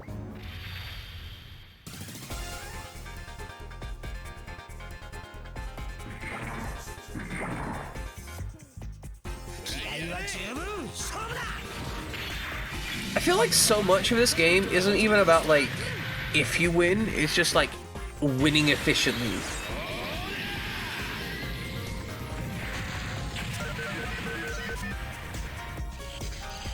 Alright, the pair up attack, absolutely necessary. Put your handles on him. Just feel him up some. It'll make him sad, and then he'll explode. I firmly support feeling up people consensually. If people are out there and like, hey, I wouldn't mind you feeling me up, go for it. Feel them up. Always. Ooh, we could pair these two up. They wouldn't be a bad pair up. Just feel people up consensually. If you have their consent, feel them. That's all I'm saying. If you have somebody's consent, it's okay to feel them.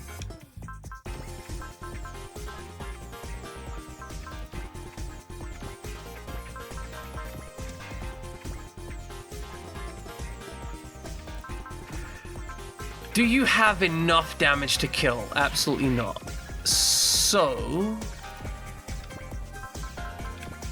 can we get you a kill with the machine gun with Valor? I really hope so.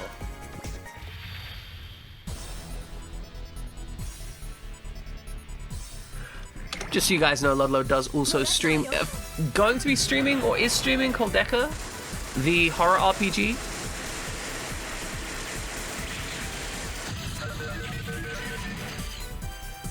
What do you mean, no?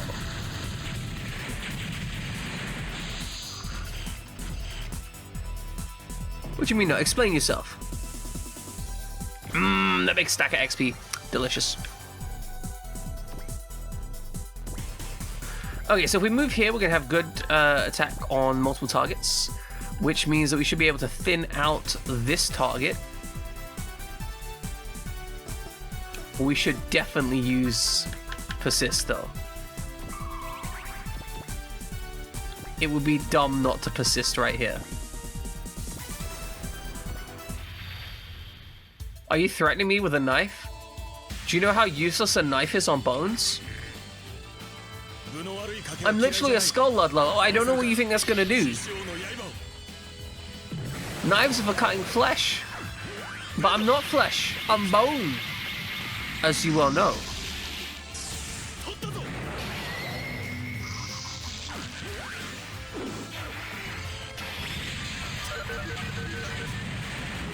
Why is it when I didn't want you to crit that guy, you crit that guy?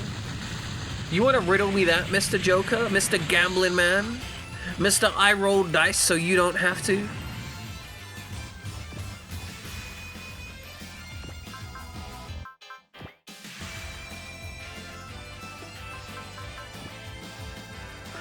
Okay, well, Matt here's got Persist up and ready. I think I can just go over here and smack this guy if I want to. That's probably a kill.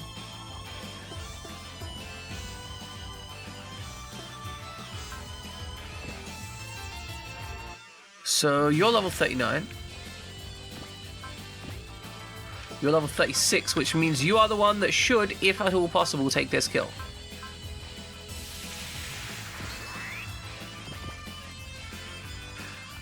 Wouldn't actually be an issue. I'm not an evil creature or an undead creature. It's ants. There's just ants inside the skull. I'm like a golem.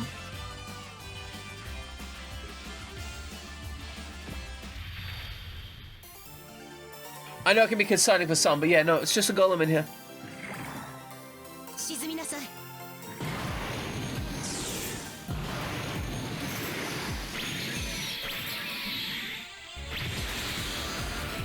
Are you short on damage, Leona?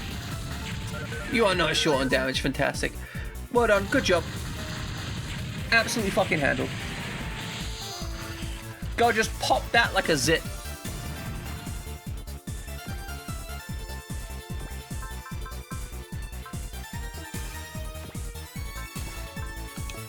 Now what's great about this is I can actually just kind of range bombard from here if I want to.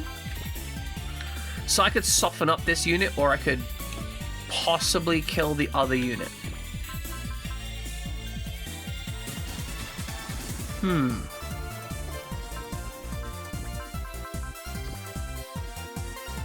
I think I'm going to choose to soften up this unit.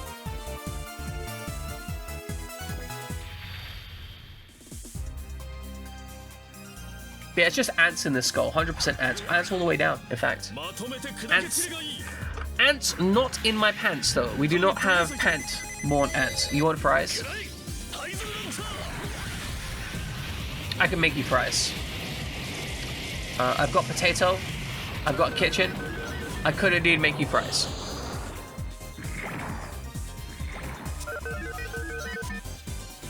Can't even attack. How sad. Alright, now we're going to move up. And we are going to move to here. Because now we're going to start counter-blasting these guys, I think. And we've got the durability to endure it. I hope. Or I've completely fucked this up and he's going to get absolutely, like, unrelentingly destroyed.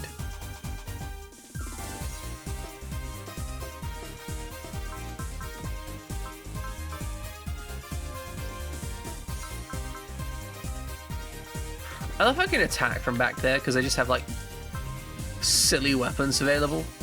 Like this Leap Slasher, there's no reason for me to use it.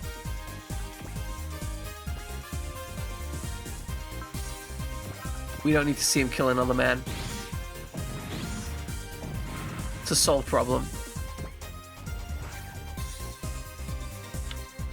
Okay, so we are in an interesting consideration. I need this ship to move up to get some kills, because if it doesn't, or at least some resupplies. Basically finish disc 1. Damn, you're hauling ass on that game. Like, you have in fact been absolutely moving. No breaks.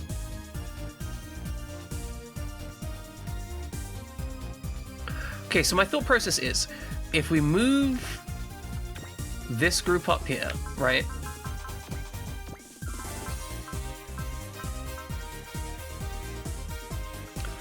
Okay, we move this group up here. We enable. We move this up. We enable this so that it can resupply, maybe? Yeah, okay, so we can resupply...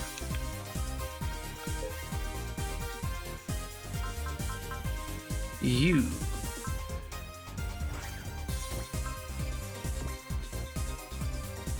You don't need resupply. Do you need resupply?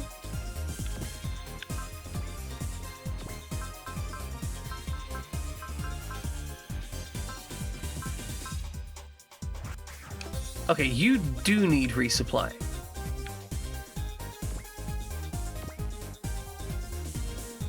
So if you move here, wait. Spirit, Latoon, enable, resupply, Latoon. Okay, you're now level 38. We no longer need to level Athena. We can level Athena, but we don't need to level Athena. Which means you are now available to do whatever I need you to do.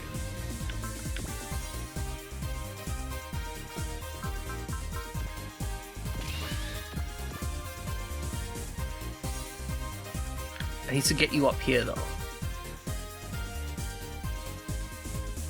Which means really I want you to have enable. What turn am I on? I'm on turn 3. Okay, I've got a number of turns to go. Because it's 10 turns. I need to kill everything up there. I don't want to take too long, but I don't have to sprint. I can take a little more time.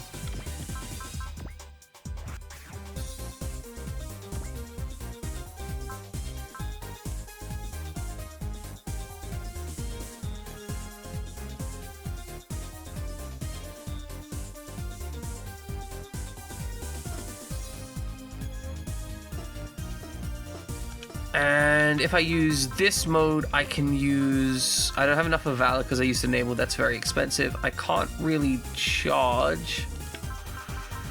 Well, it's not ideal, but this should get me... This should get me something at least.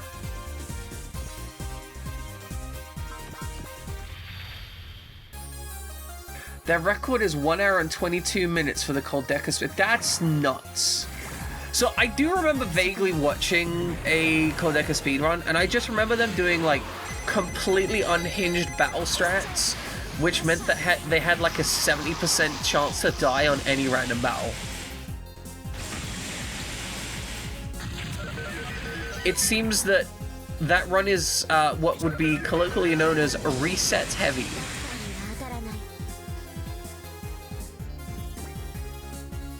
Some games, you know, you reset occasionally. That game, you reset every time.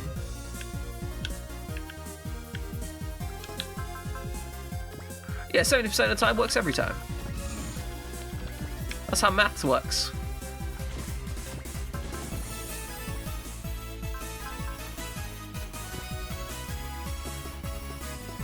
Did you focus, or are you just that bad? You don't have focus, that's why.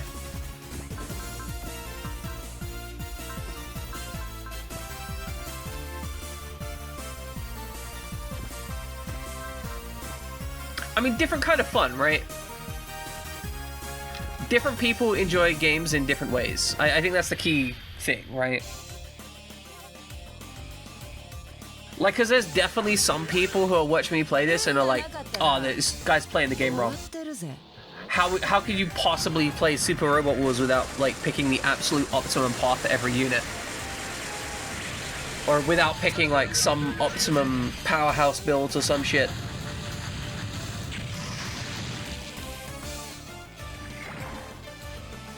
I don't really care what the response for that attack is. I'm leaving on a jet plane. Don't know when I'll be back again.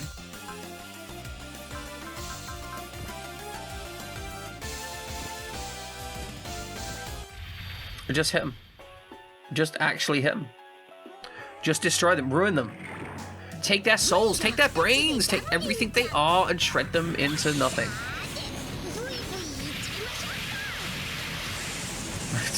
So double V. No idea what she's talking about.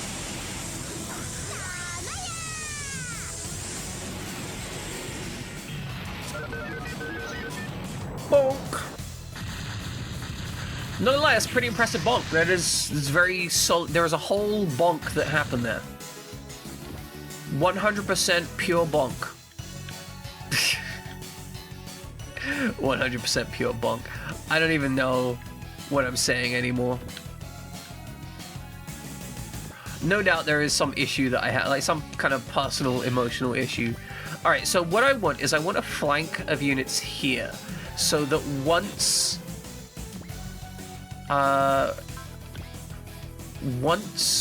Latoon can start weakening these guys, we can collapse in on the flank.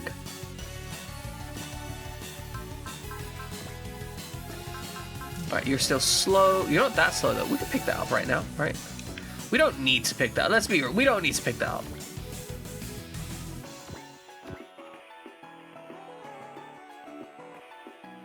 Okay, so you're gonna move up here. And then where are you gonna go?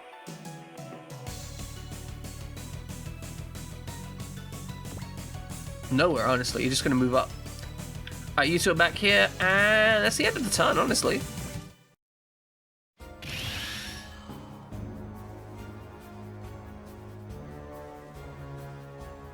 As expected, we got Latoon being attacked. Not worried about these counters, though.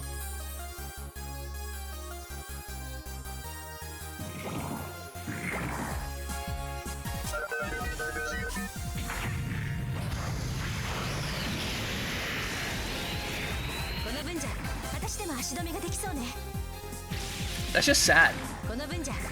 She's not even my evasive unit and they can't hit her. They must be ashamed of themselves. I would be ashamed of them as well. I'm kind of ashamed of that, actually. Wait, I'd like to change my answer about what I'm ashamed about. That's what I'm ashamed about. Oh, that's disgusting. They have a 2% chance to hit. That's nothing. Literally nothing. Well, okay, it's not literally. It's almost literally nothing.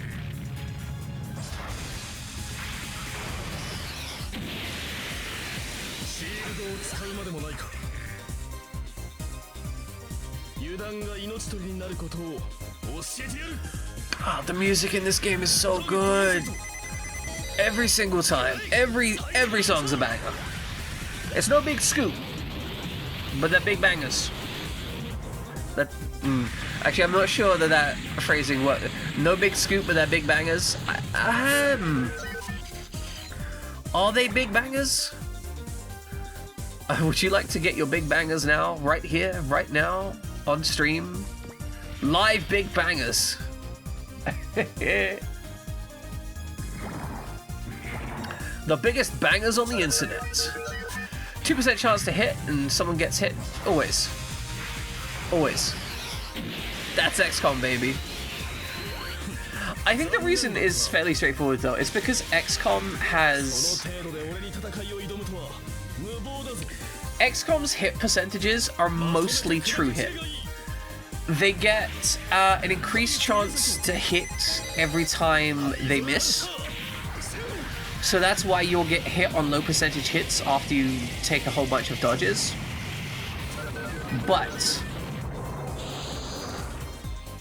it's mostly true hit. And humans are really bad at understanding that if it's a 5% chance to be hit and you make 20 and you have 20 attacks, well, one of them's statistically likely to hit. Whereas humans tend to just think it's a 0% chance to hit. Because they're kind of not really good at doing those numbers. It's a very human thing being bad at statistics.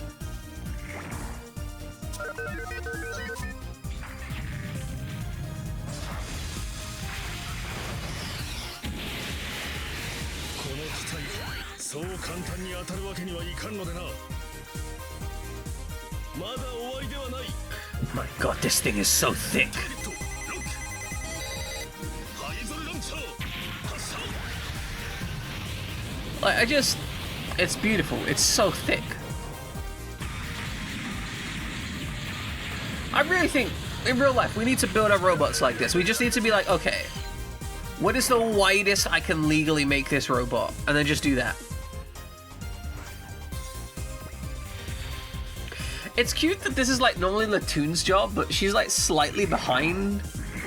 So it's just my man right here absolutely destroying these guys.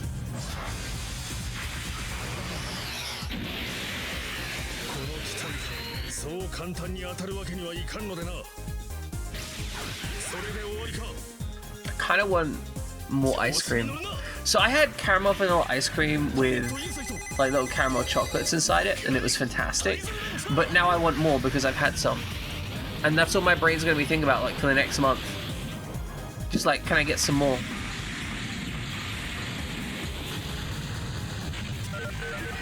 Exactly. Exactly. You gotta make sure that that thickness is well supplied. Because without a good amount of thickness, you know, we can just skip this, we don't care. Without a good amount of thickness, you're just gonna end up with like scrawny thin bots. Scrawny thin bots never made anyone happy. Counter... We don't actually see Heavy Claymore that much.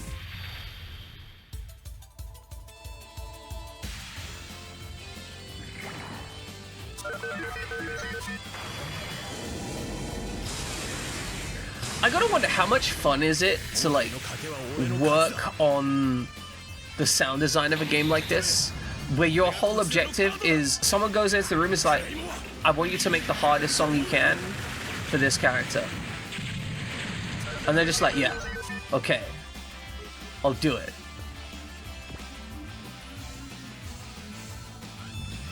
We don't need to see him kill someone with a She-Ho blade again. Good. 14k crit. Beautiful.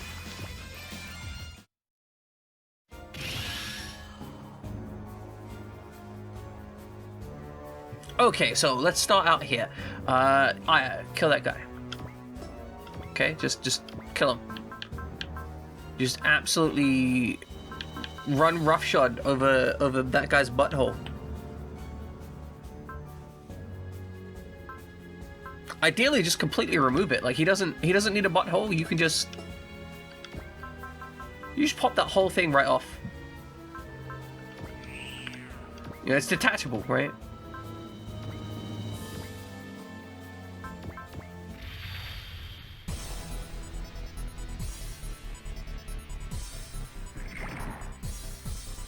I love bit attacks in all the Gundam stuff where they're like, oh, I'm gonna use my bit weapons or my funnels to attack.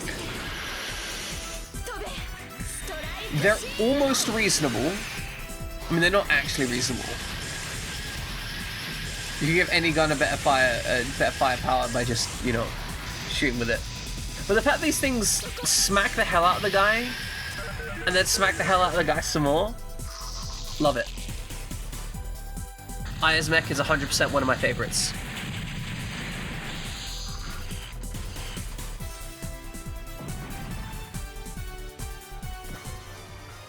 Delicious level up.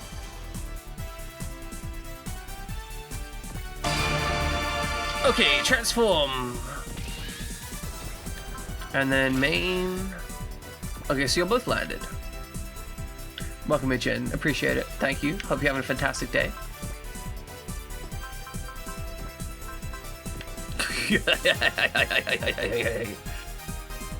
That is an offensive weapon.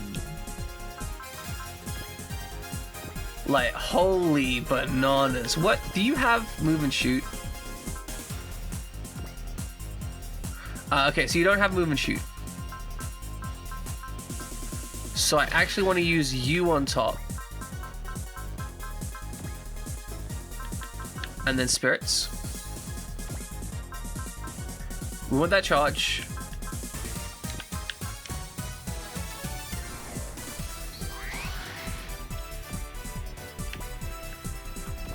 Because we're going to move here, and we're going to hurt some people. Okay, you don't have an attack available. But that should be okay. Because you should have counterattacks available.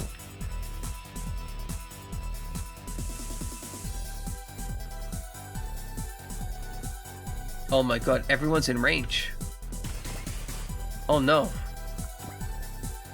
Oh no, this is gonna go terribly for them. All of my enemies are in range of Latoon. The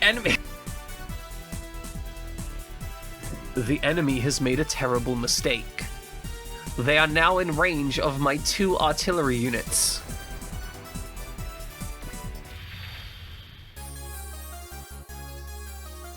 This is going to be very unfortunate for them.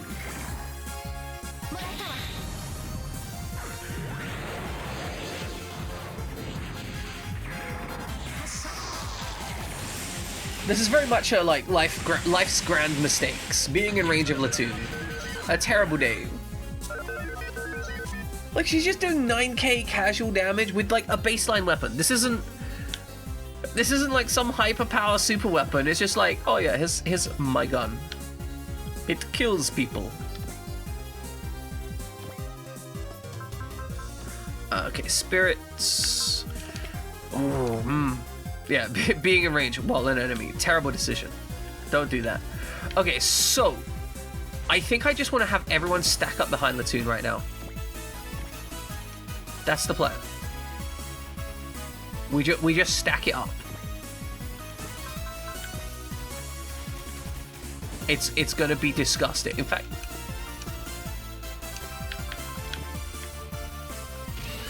can we? Ingram was fine till he decided to back. No, that was the whole problem, right? He wasn't gonna have any problems. Then he decided to backstab Latoon, and then it all went to shit. Life just got bad. Right at that single moment, he's like, I'm gonna do this. Dead. Everything he's trying to do, just worse.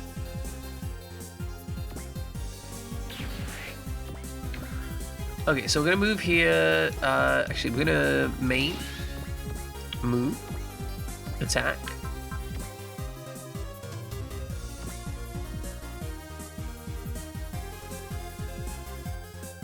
Fucking hell, Jen, like, come on, stop doing it to yourself.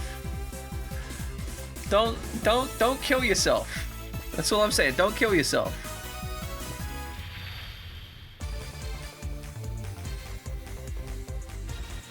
But I love you, man, hope you're doing well. Aside from the whole lack of sleep, too much work.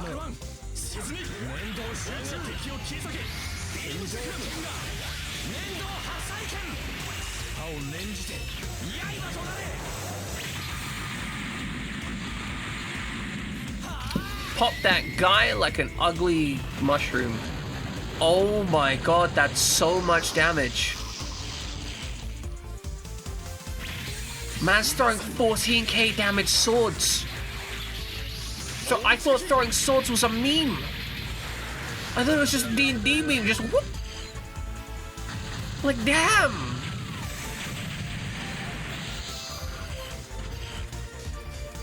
So welcome to Savannah. I didn't welcome you in initially, but welcome in. I appreciate you being here. It's 14k, that's disgusting!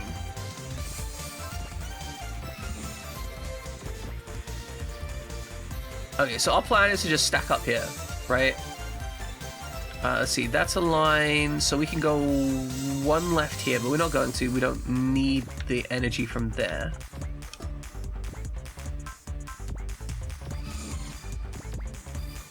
I didn't need the Excel there, let's be honest. We can actually move to the left here. Now you are going to need the Excel because you're kind of fat. And I want you there. You can actually hit someone? Bro. Like, respects. Alright, you can kill one of them. Between the two of you, you can kill one dude, for certain.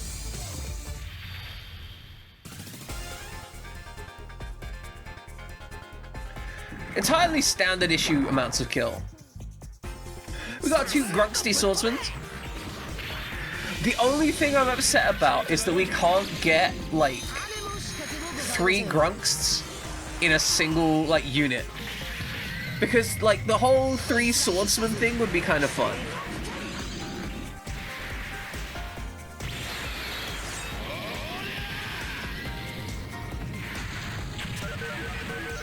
Good solid damage.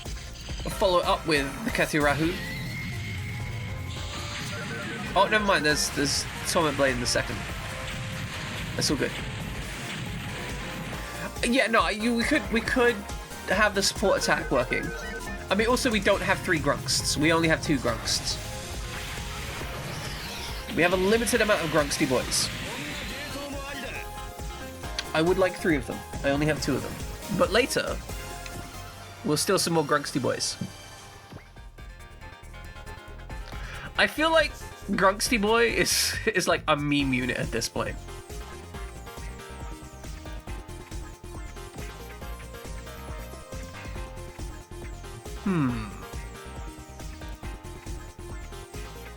Gotta doesn't give a fuck. Man's built like a brick shit house.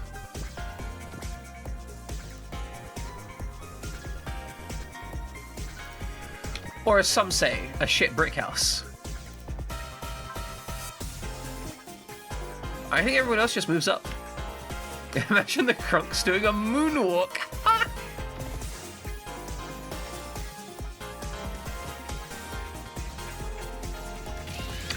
I think everyone else is just gonna wait here. Yeah, I feel like that's the process. We just want people here. You can actually join, can't you? Like, you have a similar role, so you're not too bad together. Alright, wait up there. Move your butt up here. 20 minutes of free time, you're super upset. Why are you upset? What's got you upset, man? Tell us about it. Tell us about it. We want to help. Who the fuck we killing? Because I'm down to kill some people for you. Latuna Rio up on this building, ready to shoot stuff. See, I love what Grunkst has done for me so far this entire game. It's a thick unit that smacks shit. And in that role, it has done that. Like, it hasn't done it spectacularly well. It's not the best unit in my team or anything. But it's thick. It's surprisingly fast with the air unit, right? And it just kind of has a lot of flexibility for me. So, it gets places, it does stuff. Now, as a single unit, the armor line has been disgusting.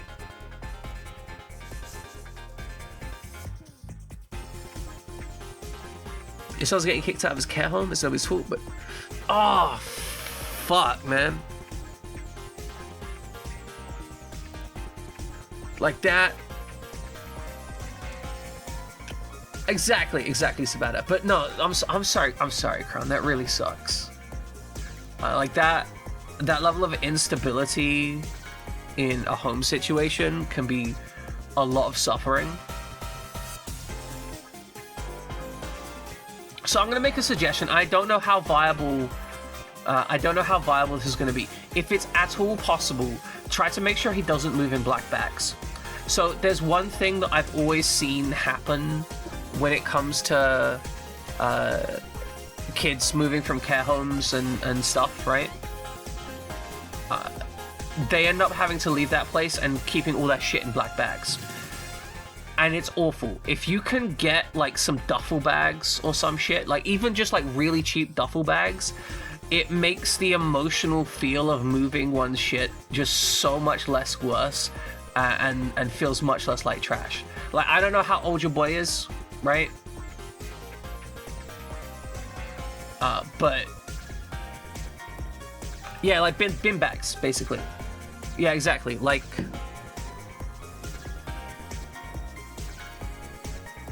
I'm gonna link an image.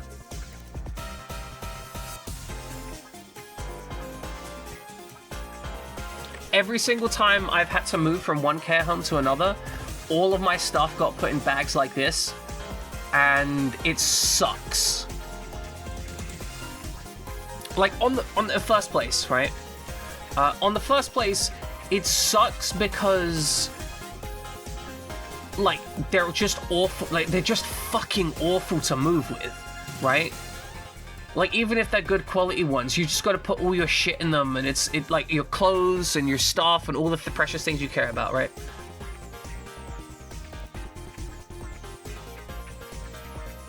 Right, it sucks on that level. But also it sucks because if you're leaving a care home and they put all your stuff in trash bags, it makes you feel like all your stuff is worthless and you are subsequently trash. So I don't know how possible it is for you to do, but if you can, just buy like the cheapest possible duffel bags or literally anything that isn't a black bag, and it'll make it feel like he's moving to wherever he's ending up next. I don't know where that is, right? But it'll make you feel like he's moving rather than he's getting his shit dumped. And like it'll still suck, right? I'm not. There's no way it's not gonna fucking suck. I want to be clear, but. Okay, cool.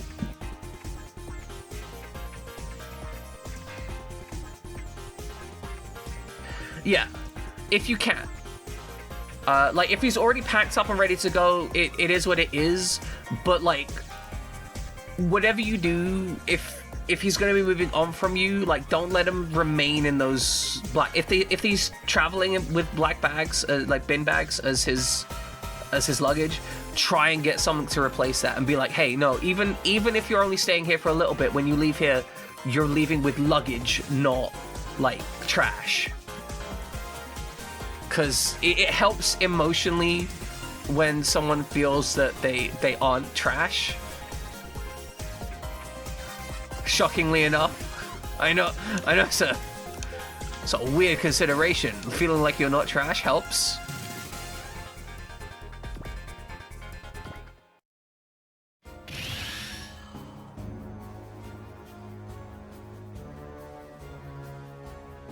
Okay, my Grunksty boy's here. I'm gonna need you to be guarding, cause you sure as fuck ain't evading.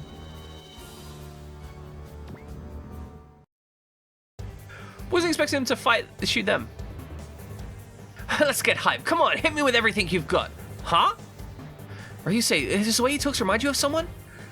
Yeah, it reminds me of Tenzin Nakajima. Don't be stupid, that dude died with a showdown with the DC. Yeah, so I appreciate you coming by, Kron. Make sure that Monday works out. Okay, so just to be clear, we're as far as you're aware, you should be able to D&D on Monday. Is that the plan? Literal broadside of a bot cannot dodge. It's true. But guys, do follow Kron. We fucking love Kron. Okay, well, you heard it here first, guys. Plans on D&D for Monday, which means I gotta finish editing that video. I was trying to work on it yesterday. Yesterday sucked. I lost an entire day yesterday due to anxiety. But I've got food in the house now, which is great. Which is much less stress. It's not like I was gonna not eat or anything, but having food in the house means I no longer have to be thinking about buying food and scheduling it to get delivered around stream times and whatnot, and all the other shit. So it should just be focusing on the video, dropping that, finishing up session prep. No, Kron, I've basically been mostly prepped since last session. I should all be squared away. It's just casing it in the video. Yeah. No, you're all good. You're all good. Don't worry about it, Kron. We're squared away.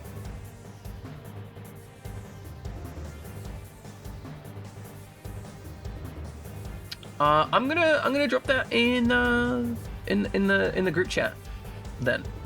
Oh, you're already typing that. Never mind. We're all good. You've got it. You've got it. Maybe it's a ghost or an evil twin. How could he have an alien twin? What if Huh.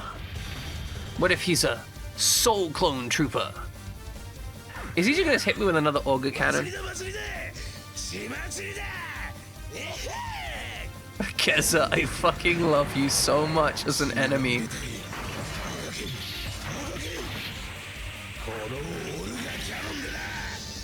It's so dumb.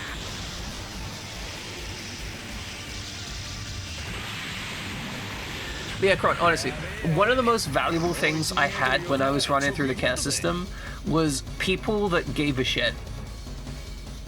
Like, I mean, people who are willing to start an argument on my behalf, right?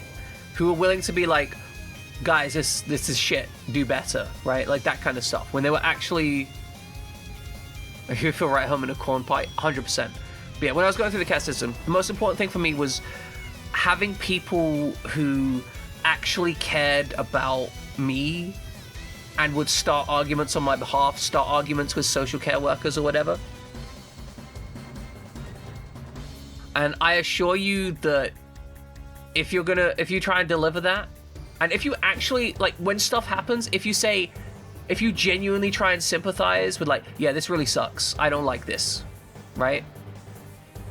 And not necessarily trying to apologize for the system that surrounds him, sometimes just saying, yeah, this really sucks. It's bullshit. Or that you're upset about it or whatever. Being honest about that stuff and saying you don't actually like the fact that it's happened, well, you know, tempering it so you're not just bitching and complaining. That can be really helpful because it feels like it'll make sure he feels like his feelings of betrayal and abandonment aren't, you know, unjustified.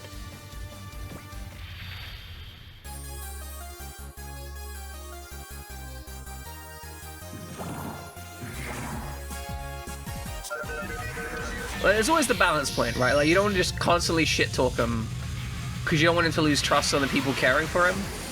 But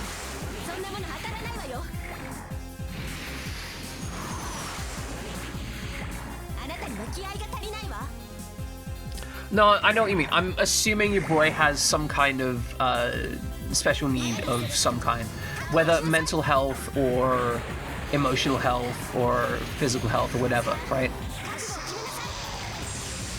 Finding the right care group, like the right kind of organization to care, it can be very difficult. It's completely reasonable for that to be a challenge.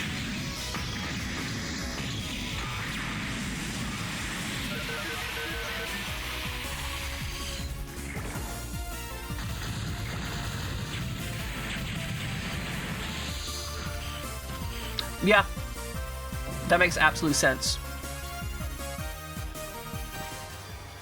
Like, you are talking to someone who was arrested for assault twice because my mental health was in such poor quality that I was harming people around me. This is unideal. Although we can pop him with a maxi blaster. That's nice. So yeah, I understand the potential challenges around the situation.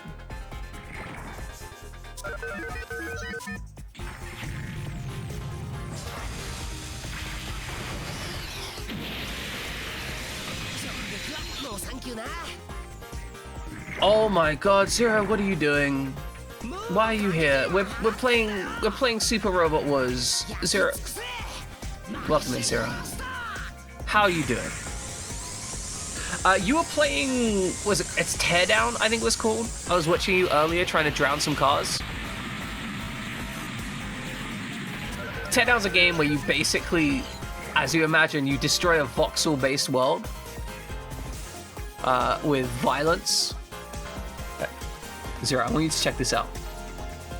This is, we got a girl here called Rio, and we got a girl here called Latoon. Latoon is a genetically engineered warrior. She's 14 years old, and she is basically my daughter in this game.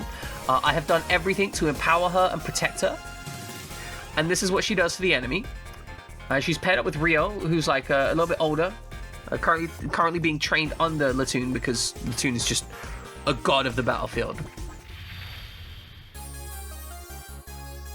That's Latoon's music you're hearing now. She has her own soundtrack, obviously. There's no way we'd let her be around here without her own soundtrack. We'd be terrible parents. The enemy has launched a missile. Latoon can't. This is Rio, by the way. That's Rio's one in purple. Here we go, Latoon. She's the white and purple. As opposed to the purple and white. Now, you go on the bottom. She's got some cool like laser stuff going on. She transforms herself into a cannon. Completely unnecessary.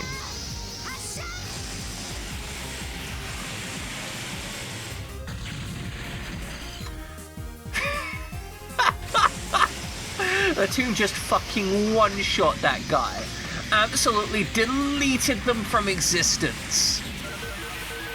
It's horrifying. Oh yeah, Rio's gun is called the Metal Genocider.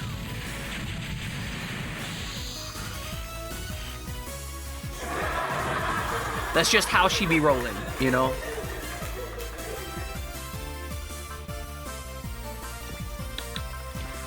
Alright, so here we got our Grunksty boys. We love our Grunksty boys. Nah, ain't dead enough. Ain't dead enough. I want it to be like dead. Big dead. Yeah, this game is a game about kind of ridiculously overpowered weapons. Yeah, the constituent atoms were still existed. I could still remember that enemy, therefore it wasn't dead enough. That's how it works.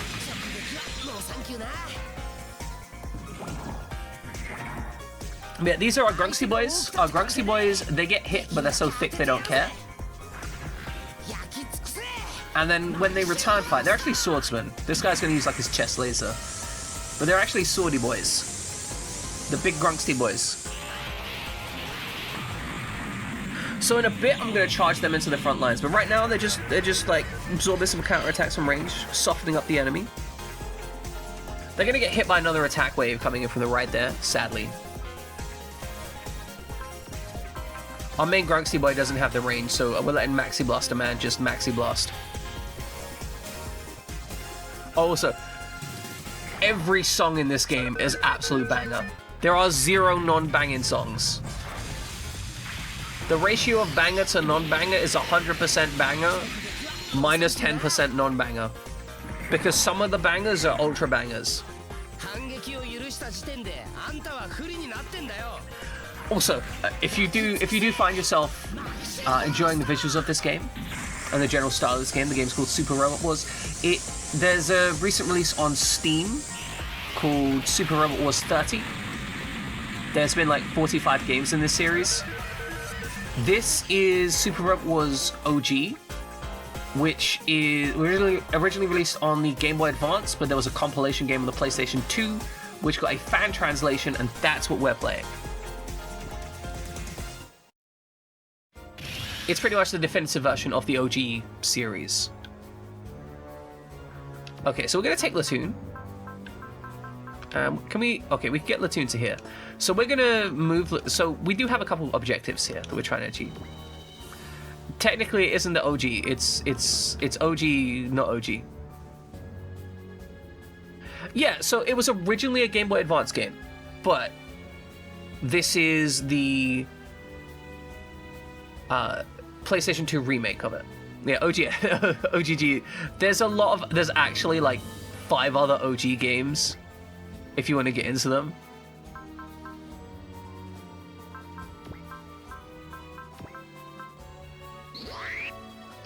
Okay. Platoon, stand here.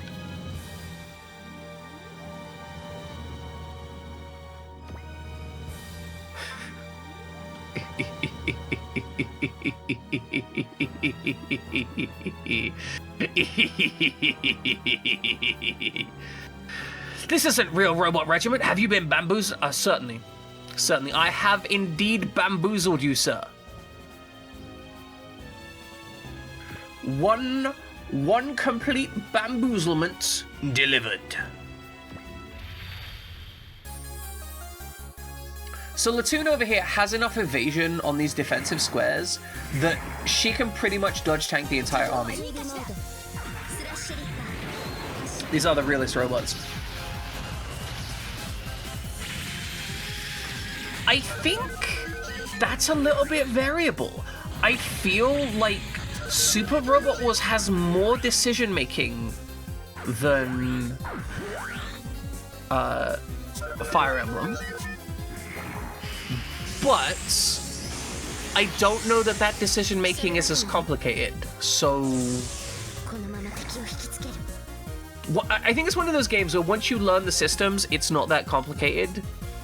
And I would say once you learn the systems, it's less complicated. But until you learn the systems, it seems more complicated. I think that would be an accurate summation.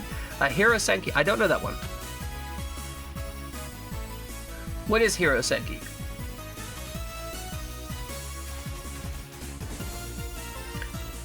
Saber plus Zenkaiga Superhero Senki. There are less waifus because a lot of the waifus are little girls, and we don't waifu little girls. We kill people that try and waifu little girls.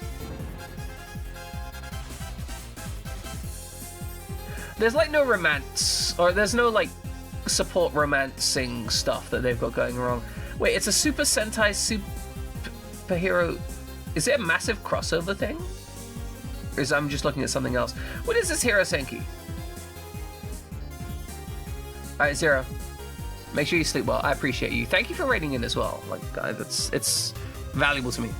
Okay, not that Lagstorm Hiro Senki. Project Olympus. Okay, we're looking at Project Olympus.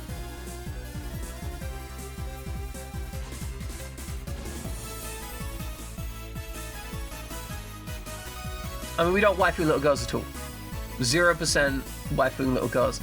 Is this like a JRPG style Kamen Rider plus Gundam game? Is that what I'm seeing?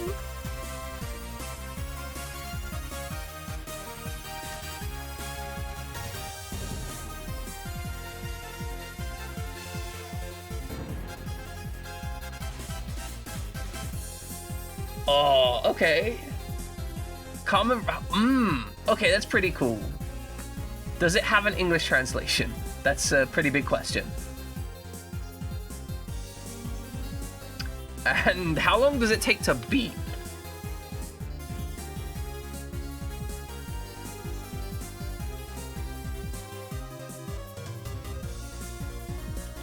Oh, I love a good origin story. Okay, does it have a time to beat, on time to beat? 27 hours. Okay, that's actually not that long. Okay, 27 hours, shorter than I was expecting. I need you to resupply someone.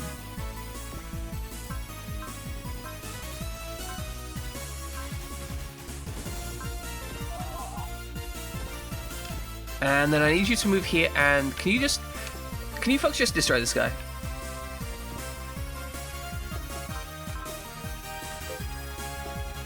Okay, that's defensive terrain, so can we land over here, kill these guys? Yeah, no, it's important to take a break from the mech battles with the more mech battles. I feel like this is a mech battle-oriented stream. Like, this is definitely a mech battle-oriented stream. I gotta say, it's actually super cute that you guys are all into like this mech battle shit, because it's fantastic. I really want to play the new Armored Core. Oh my god, do I want to play the new Armored Core. Like, holy shit. Yes, we need the full breakdown from SRW. I think, Fried Jammin', I'm gonna be real with you.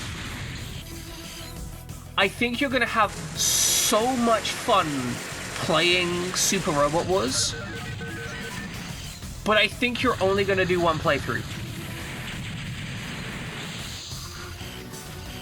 Like, you're gonna enjoy fucking around with it, messing with the mechanics and so on, right? 100% gonna love it, but I think you're only gonna love one playthrough. It's not like Fire Emblem where you're gonna be like, oh, I wanna go back and build this way and that way. It doesn't seem to have that level of flexibility. It's more like, oh, I'm gonna have a great time. It's kind of like watching, you know what, it's like watching most anime, where you love watching it through one time, but if you were to go back and immediately rewatch it, you'd be like, I've already seen this plot point, right? I feel like that's very much the energy it has. Like, it's got a lot more spectacle than Fire Emblem.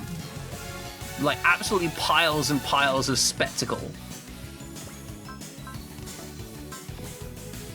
Right, let's get the... Oh, you're already twinned. Who the fuck are you twinned up with? Disband. Yes. Okay. Then twin.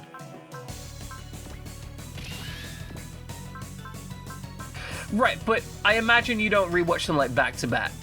Cause I swear down, I've seen Fried Jammin play back to back, like Fire Emblem games. Man's just gone, yeah, let's just do that again, but different.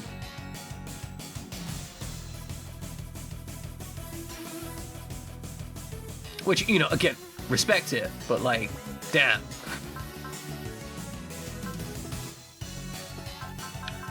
Now we could Zeal. I think we're just gonna go with the Valor. I respect it, Fried Jammin'. I understand it. I'm just saying I don't think that this game has the back-to-back replayability. Like, I very much think, like, you'll play through Super Robot Wars, right? And then in like a year or so, you're gonna have that inkling, and you're gonna be like, I'm gonna play some more Super Robot Wars. You'll play a different game, and you'll love playing through it, but it'll be a different game. Thank you, Knight. I appreciate that.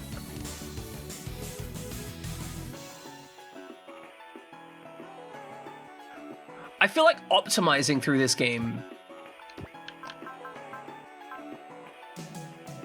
I don't know, maybe... Oh right, he has Shishio Blade. He's gonna fuck this guy up. He's gonna this guy is dead. Oh shit, he's only got 2... I thought he had 10k health. Oh fuck, I made a terrible mistake.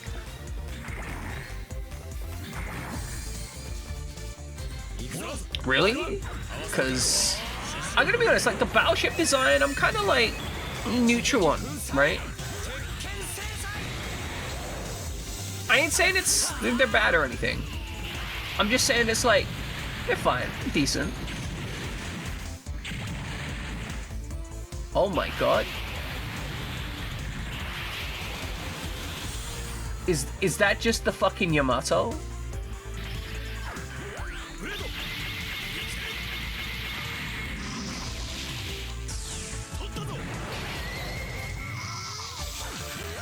Okay. Okay. Okay. Yeah, okay. That thing's motherfucking OG. Straight back to the origin system kind of shit. Damn.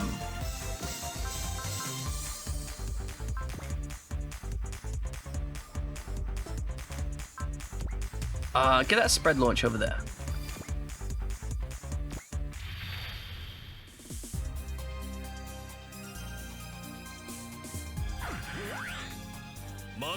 Yeah, no, StarCraft was fantastic at stealing ideas. I do love how, like, StarCraft is one of those things where if you actually look at what StarCraft has done, and then look at its reference points of the era, you're like, motherfucker just stole everything.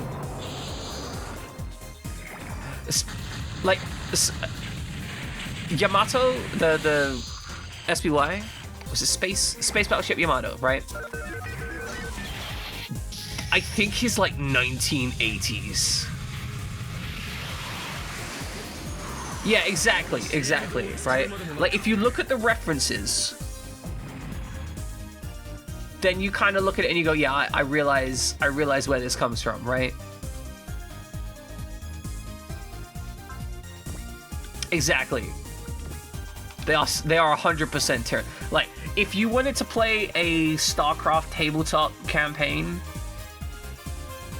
you would just take... You say Eldar. I'm gonna go ahead and say it's like Tau mixed with Eldar, right? Because they got a little bit of both. But they're close. Then again, I'm not even sure that Tau was around back then. Like, they definitely got strong vibes of both, but they feel like they're going in between, right?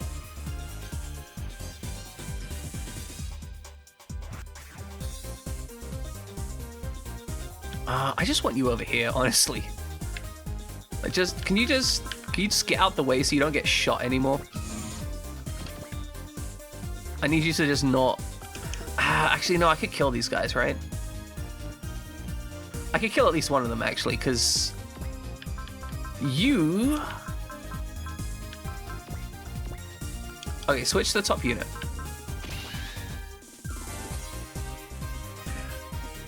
Yeah, no, sorry, Fracture, 100%, 100%.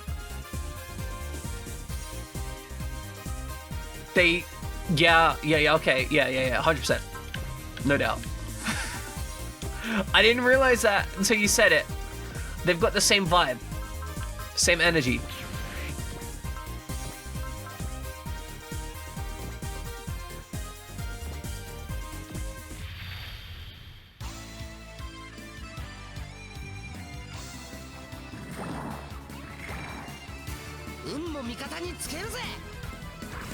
I don't know where you got Lady Luck from, but, you know, it's all good, I guess.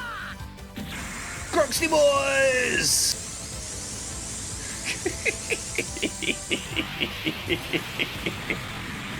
I don't know why Gruxty Boy is just, like, the meme for me internally. It's like, we got Gruxty Boys.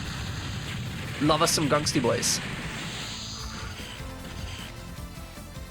Those boys got swords and shit. Love them. Okay, you're all the way back there. Can we get this kill? Like, can we just swing out on the wing here? Do we get this kill? Because I think we do. Like, we just... Oh, we definitely get it. Dude, is it worth it, though?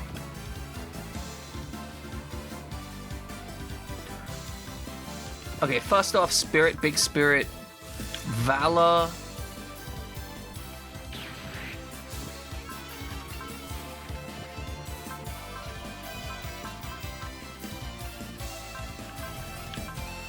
Get some gain on ya.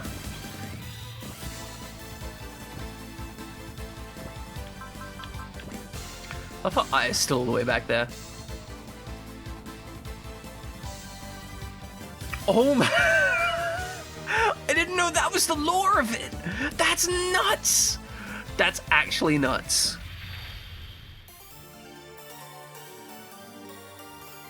So, now correct me if I'm wrong, right?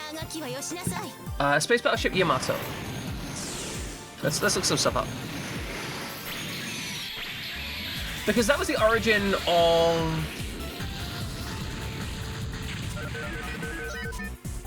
Oh no, I'm thinking of someone else. Hold on. Let me get the correct things. Yeah, sorry, no, I'm thinking of for some reason I'm getting Space Captain Harlock and Space Battleship Yamato crossed in my head. But they're not the same thing, they're different, like, series, right? If you guys don't know about Captain Harlock, that shit's rare. It's one of those things that influenced almost all anime everywhere. Yeah, that makes sense. But, Captain Harlock influenced almost every anime since it that is even remotely sci-fi or set in space, to the point where most anime have references to it. Yet, almost nobody's watched it, and we're getting to the point where we've got like second and third order references to Captain Harlock. That makes so much sense.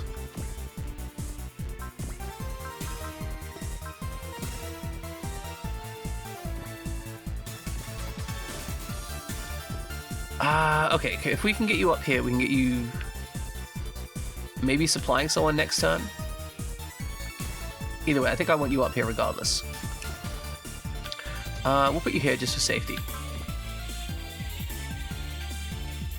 Okay, and you guys stack up here. Psy-Flash, no good.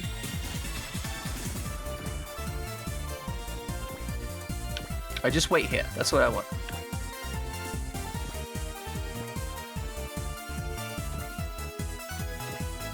Okay, so this will be turn 6. We should kill them on turn 7.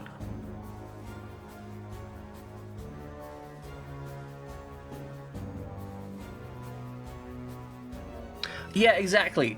Right? Like, I mean, you've got, like, you know, the Akira bike slide, okay? Everyone knows the Akira bike slide. But, like, you've now got to the point where, like, Western animation is referencing things that reference the original, like, Akira bike slide, right? And, like, I recognize that, let's be real honest for a second here. If Akira didn't do that bike slide, at some point, someone else would have done that bike slide, right? I want to be clear. That's just a cool-ass bike slide. It was an inevitability that the bike slide would have become a thing because it's just a cool way to stop a bike, right?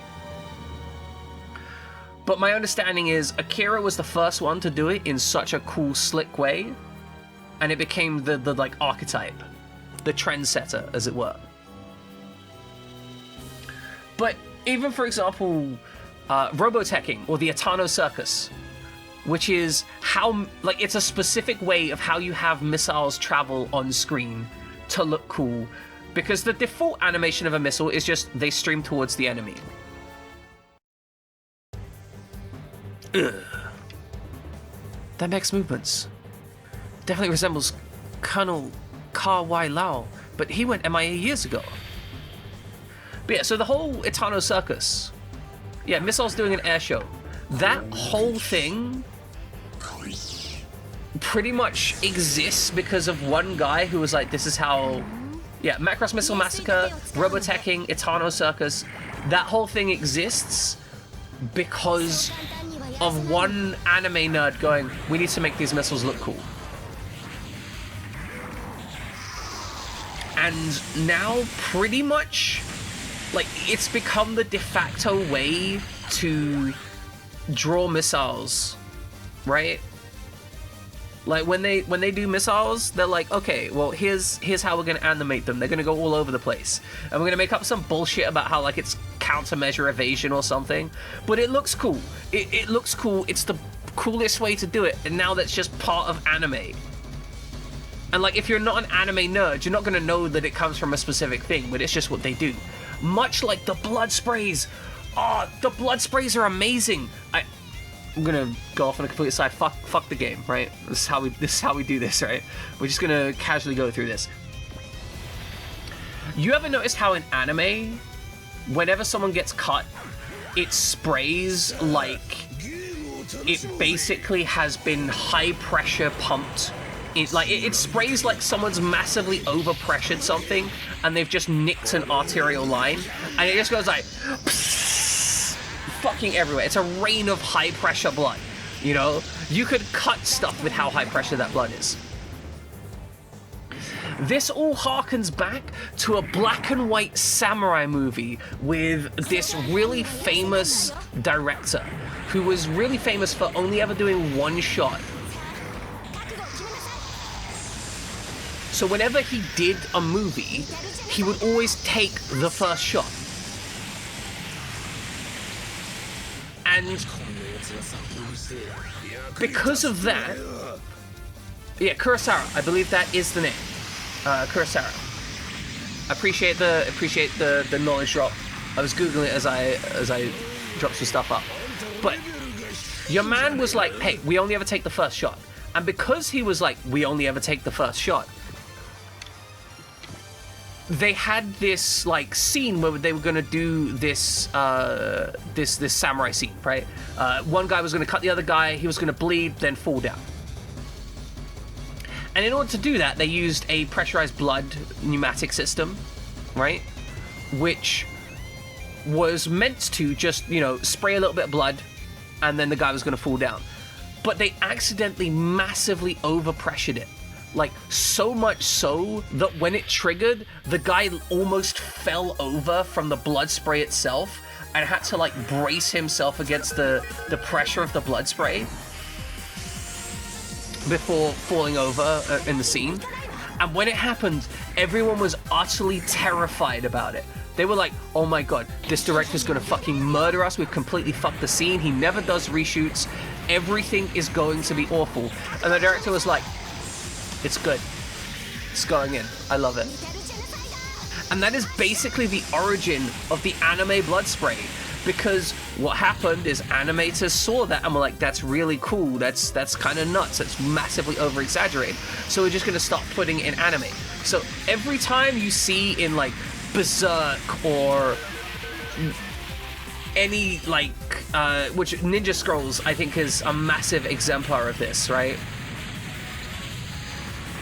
Anytime you see that in one anime where someone gets like a little cut and it just sprays a rain of blood, it is literally directly referencing a movie. Exactly, stonks, stonks, stonks.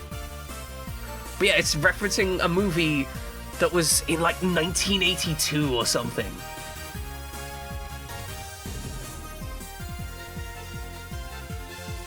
And the thing is, not many people know that,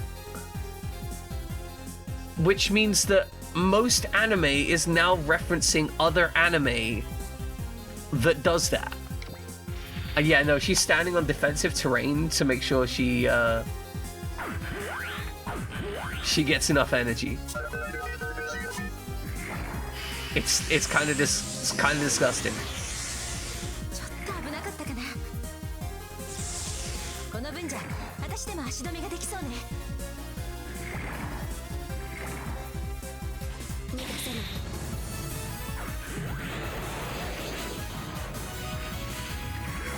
She might have focus up. I think Rio definitely has focus. I don't think she has focus. Fucking hell.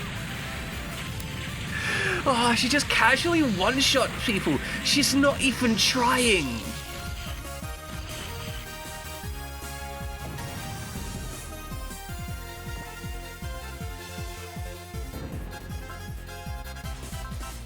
Rio doesn't have a counter for some reason. Unsure why. She should have a sword and... Oh, it might be... No, it should be in range for both. I wonder why she's not countering. No, well, I don't really care. Platoon's picking up the XP for everyone. It's all good. あなたには気合が足りないわ。 I think it's the both of them are doing pretty hardcore stuff. Yeah, so I hear New Game Plus actually has some fun. Yeah, so this is a duo system. So Rio and Latoon are paired up together. They're both in the same team. Which, it works.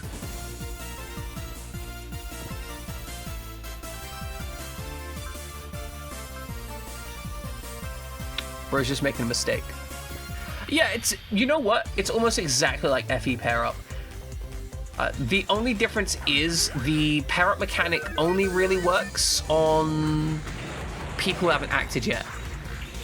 There's also a support mechanic for it as well. The Z series uses squads of up to 4. Wait, does that mean I can have my triple Grunksty boy? Is my triple Grunksty boy dream alive?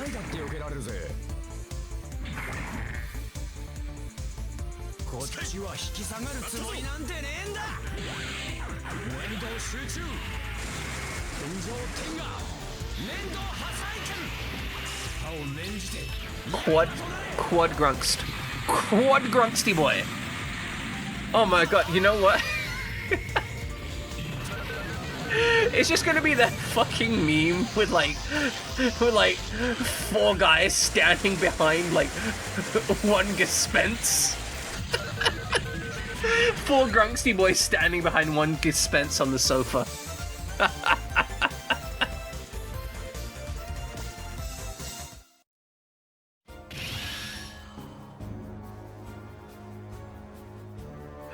Okay, let's finish up this line. Excel is already up for some reason.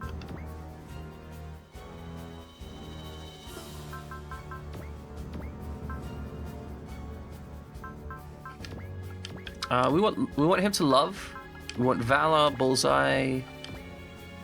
Oh, if we Valor here and then attune, we can get another Valor out of him next turn. So if we go here and then attune,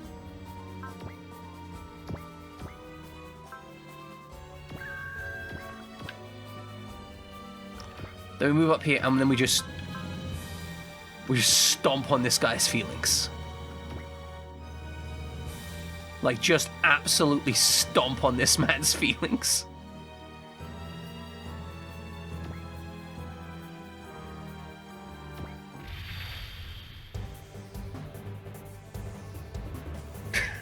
Final dynamic special is a team attack of all Mazinger Z, Great Mazinger, Getter Robo, and Grenadizer. Grenadizer? Speaking of team attacks, have you been using them? Absolutely not.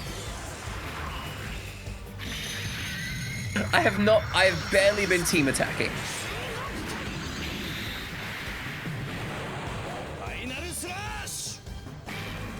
The problem with team attacks, right, is most of the people that do team attacks have at least one member of the team attacks that have like a weapon that can do 15k damage casual. So it's like, okay, I can line up carefully and try and get these team attacks, or I can just fucking destroy someone.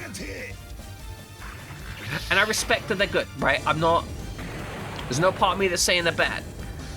It's just that getting to the point where I deliver those team attacks is a challenge and a high cost relative to just destroying a man.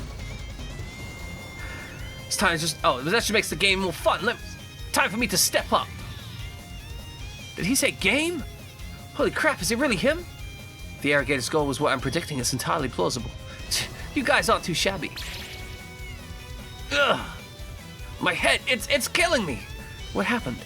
Ugh. Is the pilot in pain? A telekinetic reaction? No, that mech isn't giving off any telekinetic waves.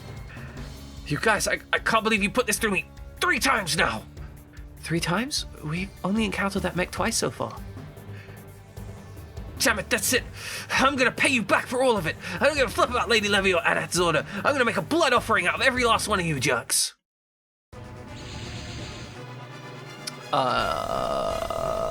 What?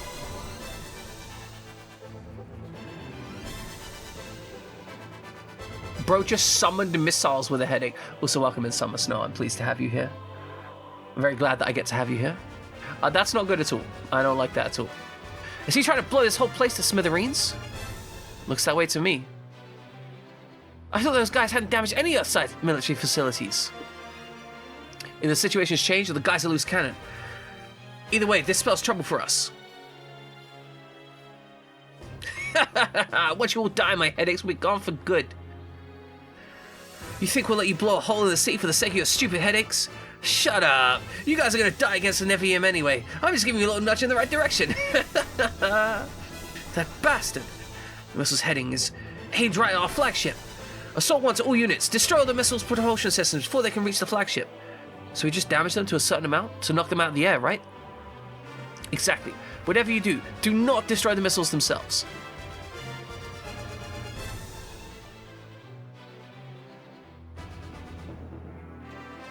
Aspirin, no genocide. Hell, sure. Let's do some genociding. You know what? They're actually close enough. Okay, destroy the missiles. We're gonna make a save state. This seems like a bad position for us to be in.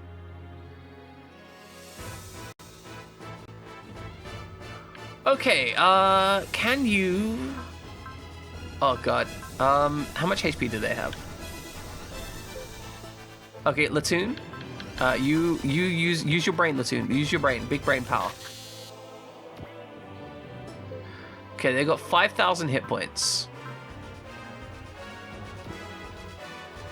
900 armor, so they got bugger all for armor.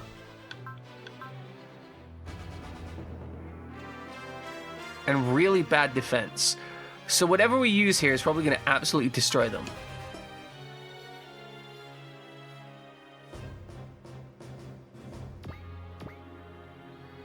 Can we just...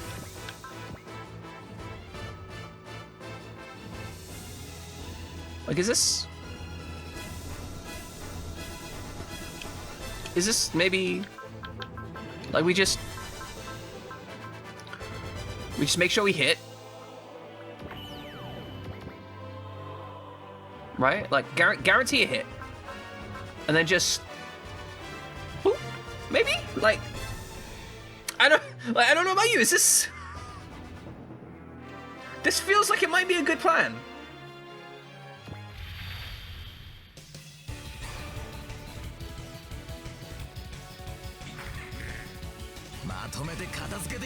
This might be a terrible plan, by the way. Like, I genuinely don't know.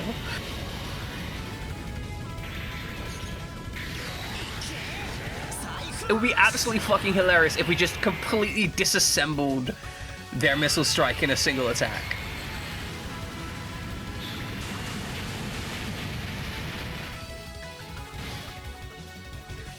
Oh? Oh? I don't care about him. Tell me what happens with the missile. Yeah, de-charge feet. That's fine. Don't worry about it. Oh no.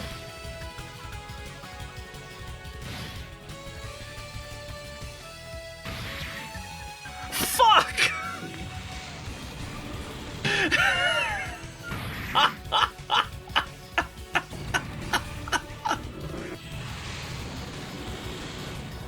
Shit!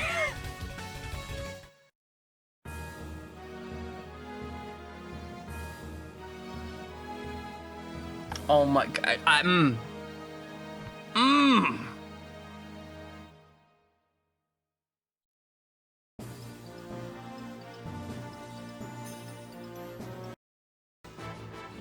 Okay, okay.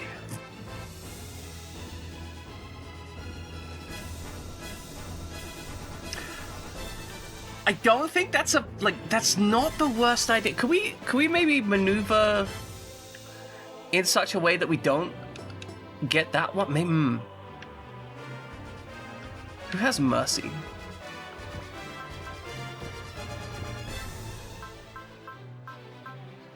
Okay, Sean, you got mercy.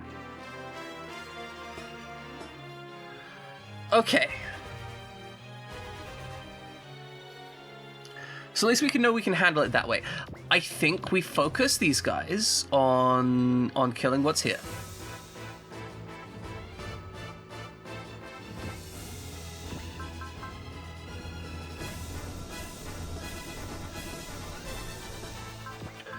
Okay, we use the focused Hyzol cannon.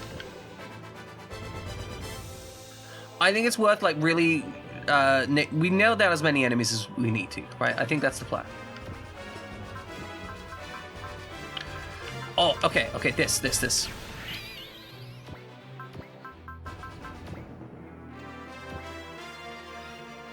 I would also like to hit. That is an additional thing I would like to do. I would indeed like to hit. So if we attack with this, so I can move after I shoot with this guy, which is what I'm planning.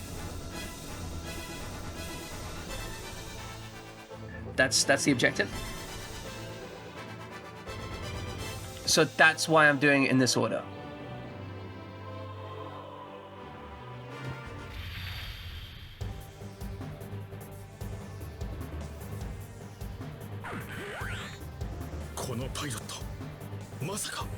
Couldn't be.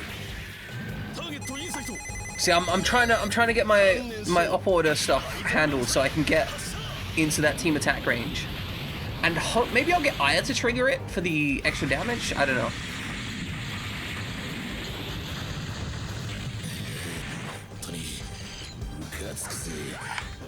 Decent enough damage. I don't really care about what your return on investment is. Literally don't care. Okay, now we move. See, because now we can move up to here. And when we wait, so now if I go here, I can technically R formation next round, right? I don't believe you have charge. No, you don't.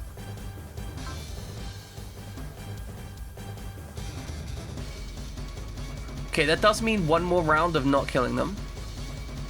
Diagonal is a valid connection. Yeah, I mean, I'm just saying, because I can either move here or I can move here, right? These are kind of my two choices. Because I want this slot open in case I just want to punch him. Or more accurately, to punch him this turn. So if I move Aya here, then Ryusei can smack this guy in the face this turn.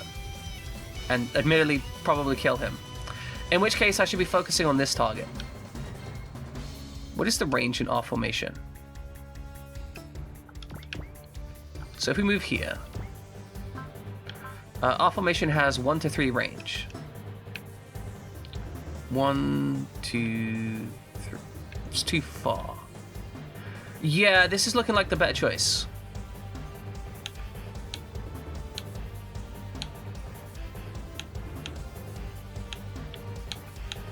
Because if we're here, so that's 1, 2. That's still 1 range short for this guy, which is the guy I want to hit. Because I think either Latoon or Ryusei can kill this guy this turn.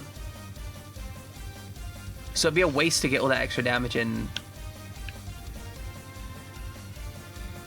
Because, like, ideally I'd want it... Oh, you know what?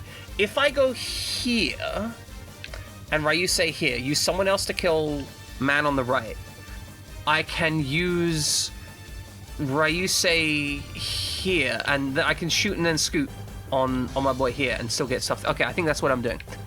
Because I can shoot and then scoot to get one of these twos on the tower. Aya can move here and potentially resupply the tune or just do useful stuff. I'm not that worried about these guys because Aya actually has some evasion. So if we use focus here and then we stand here,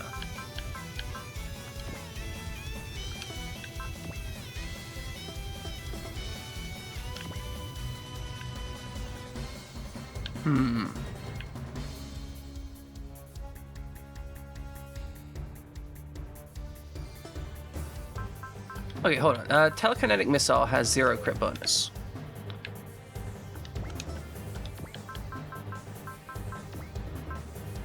That's mine. Okay, so I'd be better off. Psy Flash is actually better if I'm trying to use the map weapon. I think if I do it on another turn, I'll have less chance to crit.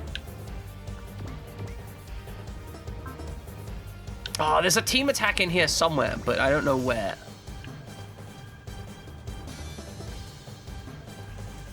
What about you? Circle G Blaster. -5 crit also. Lower accuracy too. Okay, how about some really dumb shit?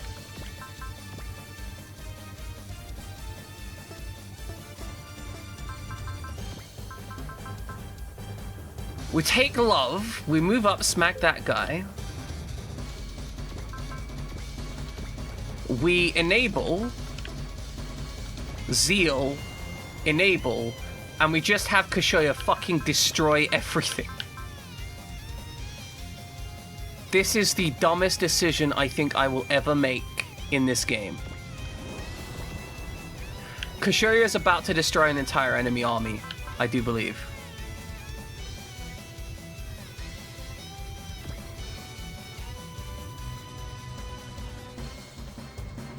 Okay, we're gonna kill that guy.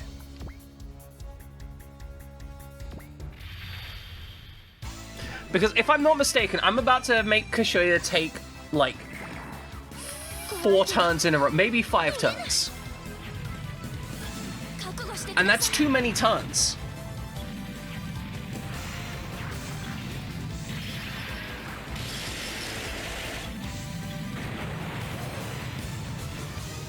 But hopefully it's going to give us some levels, so that's good.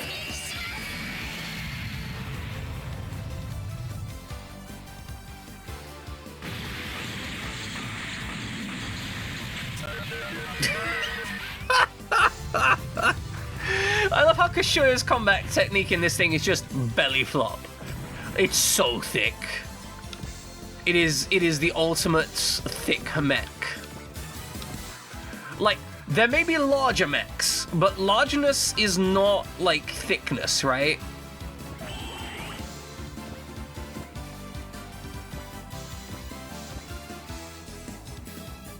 Okay, that's not the position. That is the position. Okay, we're gonna save state, see if she crits them all.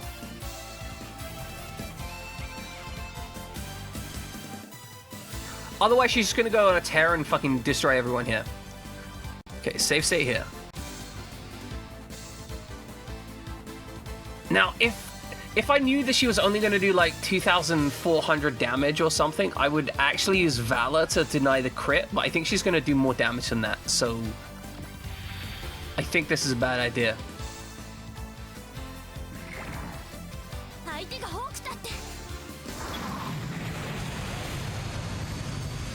We get to watch the cool animation anyway. I very rarely get to see this animation. In fact, I don't know if I've ever seen it. But yeah, so this mech was originally designed to keep mechs. Oh, interesting.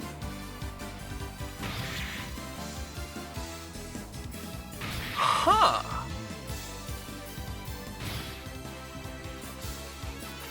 This might be really good.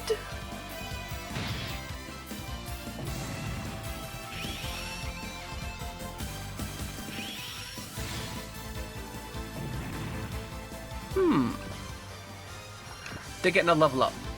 Okay, so we've battered all of these a bit.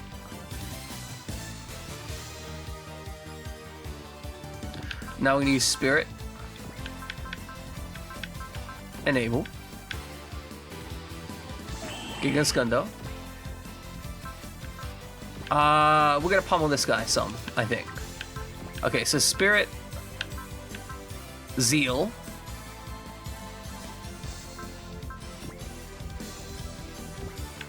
Is Valor better than Zeal right now? That's the question.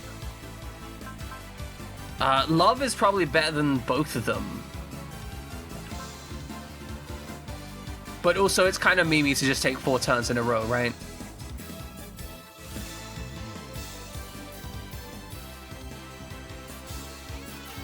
Fuck it, we Zeal. We're also going to take a gain. We're gonna smack this guy. Okay. Yeah, love is all the buffs. I was just kind of thinking of like what gets us more bonuses. Because depending on where we spend the SP depends how many extra turns we get and how many attacks. I'm not sure that taking the Valor or whatever would have been the right choice. The extra buffs don't necessarily matter if it gets us an extra turn. I don't know. Love is great, though. Oh my god, that's disgusting. That's just disrespectful. Actually disrespectful.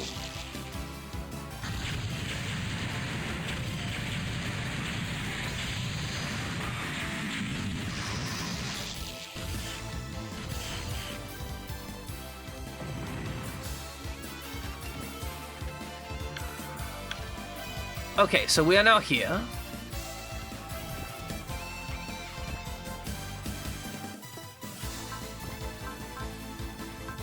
Those would both do way too much damage to these targets. So we could go here and smack this guy from behind. If we land, we'll get the benefits of the terrain.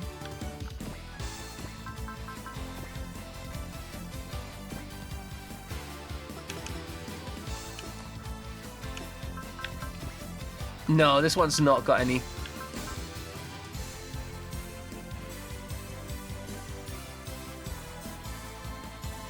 Boost hit and dodge chance, literally pointless.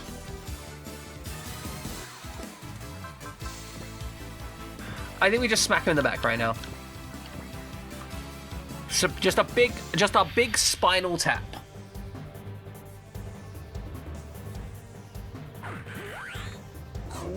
That counter is fine. We got flash. That means we'll get 100% evade on this attack.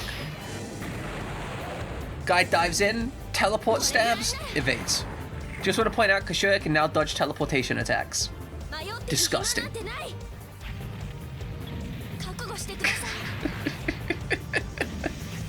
I love how long it takes to get up to speed. It's like a 20-ton truck just like slowly ramping up, and like once it's in motion, it ain't stopping. Ain't ever stopping.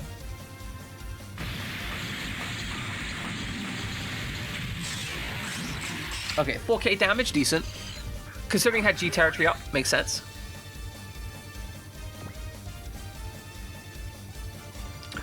Okay, so you are paired up with... Okay, so I want to actually disband you right now. I want to move you here. Attack with the Vulcan cannon. Maybe.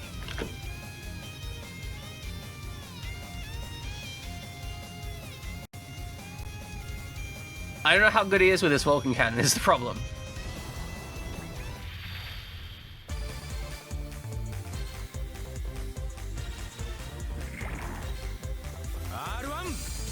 Because then we can just start moving up units and there's going to be a range for the configuration R next turn. Okay, that's it. Okay, good. Vulcan cannon, fine.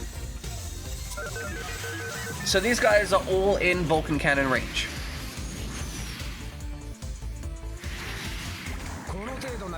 Even I could dodge that. I love how the missiles are trying to kill me. That's concerning. These are not tools with which to destroy those things.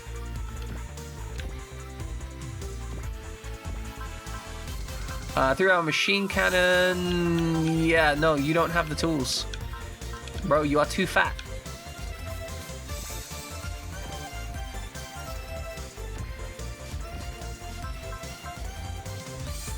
Allah has one setting only. Obliterate. Again, too fat. Like, the telekinesis missile will kill those things. We can't get in range to use the Vulcan cannon either. What weapons do you have? You have a split beam. Okay, so hold on. Join. Move.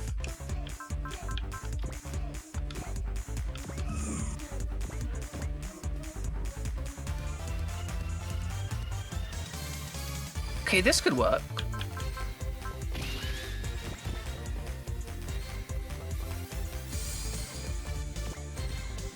So we can get to here, use... Okay, it'd be here. Okay, that leaves the spot open.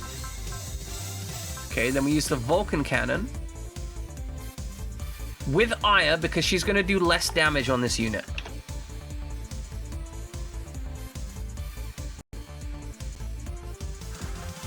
Okay, solo attack. Please, Aya, don't crit. Like, I'm actually asking you nicely here. Just be like, brat, brat, brat, and then don't crit.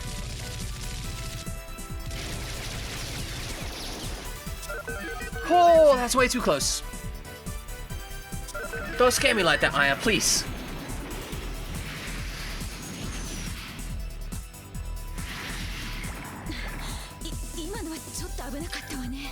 You can ask me to say something. We'll find out if I say it later. But you can ask, certainly. I'm not offended by people asking me if I want to, if I can say something.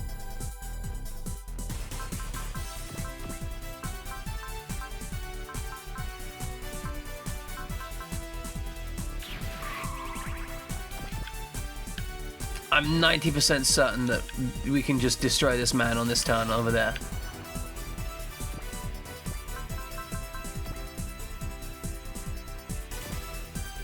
Gonna need a bullseye. So you want me to be like, full edge, like, I am Gundam! Was that what you were hoping for? Got the theatrical energy? Man, I feel super cringe after saying that.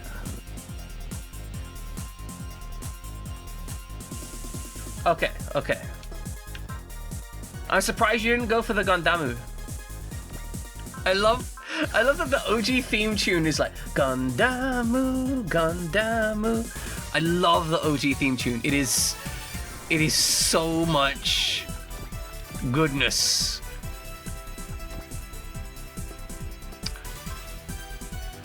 Unique New York? Is that what you wanted me to say? Are you just gonna get me saying weird stuff again?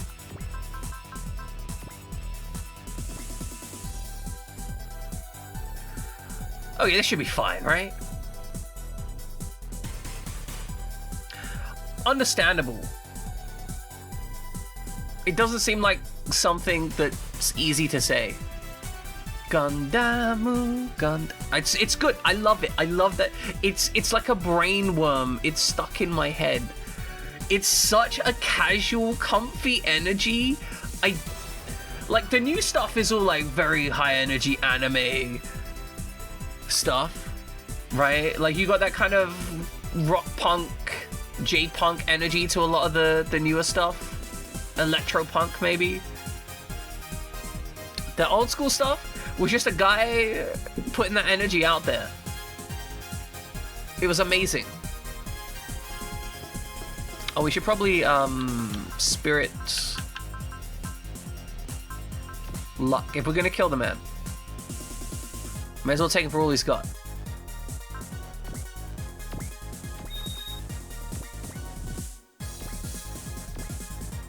We should make a mech based on streamers. What would a mech base, like on a particular streamer or just streamers in general?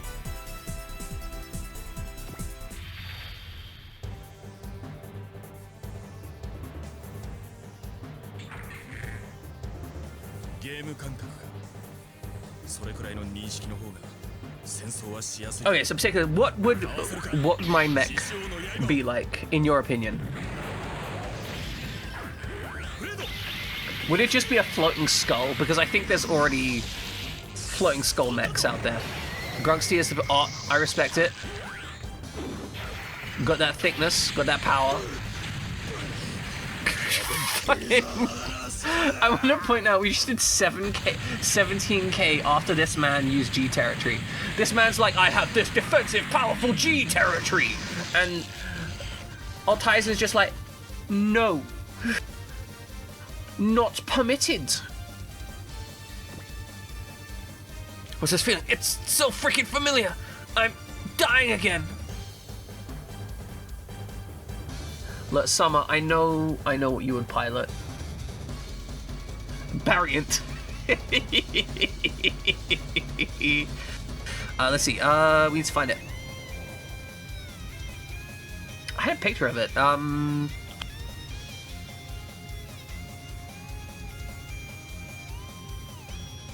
Yeah, a Zone of Endermech, but there's a specific one that has like a bow weapon, and I can't remember the name of it.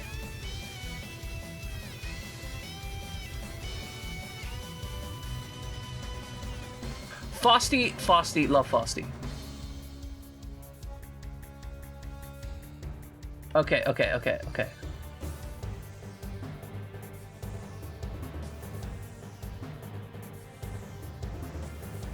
Here you go. This is, I think, what you would pilot.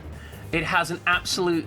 Orcrist has an absolute massive cockpit, and also a giant crossbow laser gun. I feel like that's your kind of energy. I know you like the halberds, right? I respect that. But there aren't too many halberd-type weapons in Zone of Enders with these massive cockpits. But it does have a massive cockpit. That giant thing you see in the center, by the way, that massive penis, that's the cockpit.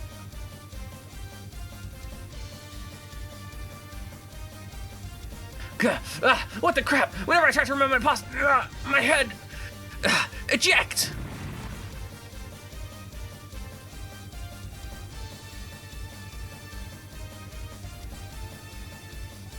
I don't think either of those have, like, nose guns. Okay, you have a machine cannon, but it's too strong. I didn't think I would be in a situation where I was looking for units with, like, weaker weapons.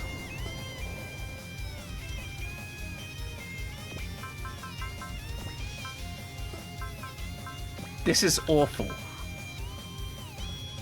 Like, actually awful. How am I meant to... Of course he would take the term cockpit seriously. Why wouldn't you? Okay, what is the movement range on these things?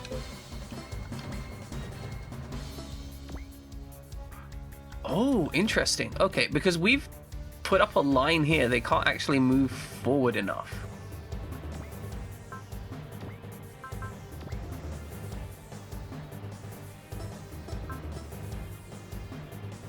Okay, disband.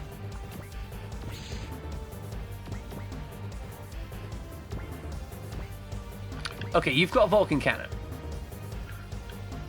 Don't crit. You have so much will. I'm begging you, please don't crit. Like, I'm actually begging you to not crit here. Purple Gatsby, respect it. もらったわよ。 Okay, no crit, no crit, no crit, no crit. No crit! Don't care. Trash missile can't hit me anyway.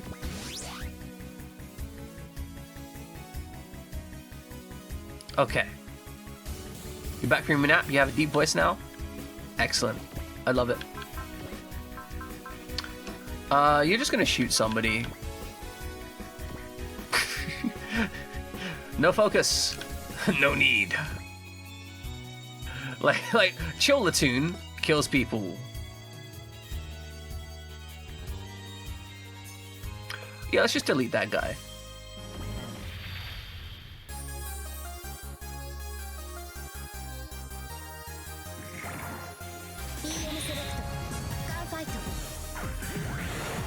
Yeah, it's just a natural state. Like when she actually focuses, that's when the world collapses. Okay. Big question, right? Now, I know that these aren't giant mecha, okay? But how are we feeling about the grappler ships from Outlaw Star?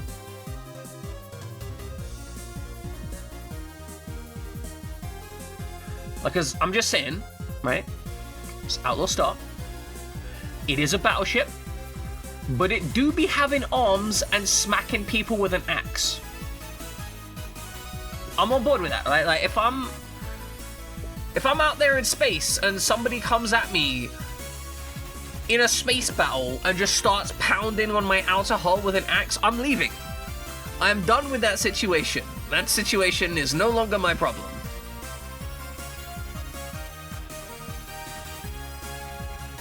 Yeah, okay, grappler shit, yeah.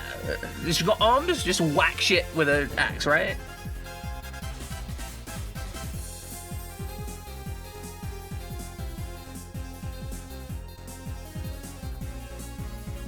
Yeah, I want Outlaw Star and more stuff. I feel like Outlaw Star was one of those animes that kind of got slept on a bit.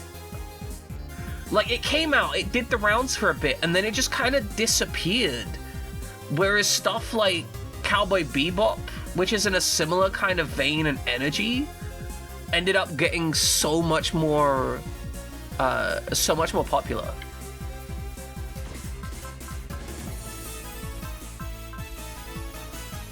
And, you know, I'm not particularly salty that Cowboy Bebop got a good outcome, right? Like, they deserved it. They did good stuff. But I'm not going to pretend that I wouldn't have liked some big outlaw, some big Outlaw Star energy and some secondary media. Because, like, there was originally meant to be a sequel to that series, but they just never... Like, there wasn't enough interest, so they didn't do it, basically. This is disgusting. Like, actually disgusting. You don't like Cowboy Bebop? That is a really unpopular opinion. Like, you are correct, that is a very unpopular opinion. Would you like to expand on your feelings? Or is that it? Is that a conversation of, I don't like Cowboy Bebop, fuck it.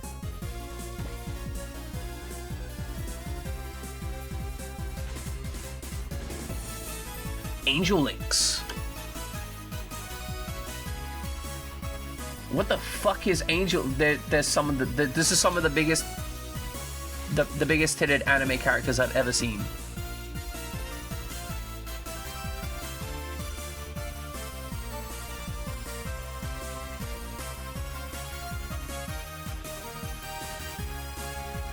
I'm gonna be real. These characters feel like they're like 70% breast.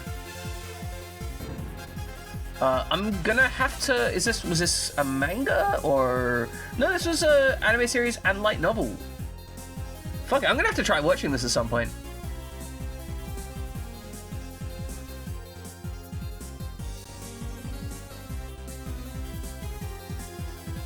Outlaw Star inspired Firefly. Yeah, like, there's this weird undercurrent. Like, Outlaw Star existed. There's definitely lots of stuff that was inspired by it or takes influence from it, but it never really gets, like, mentioned.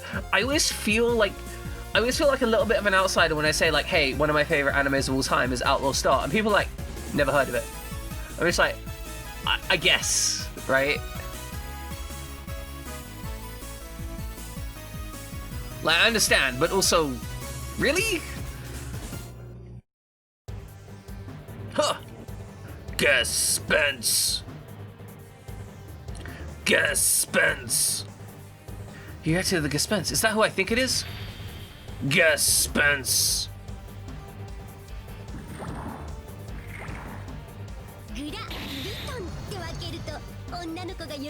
I love that she has a line for a Graviton purse. So, fun fact, when I was watching... So, I watched Outlaw Star when it was broadcast on Toonami.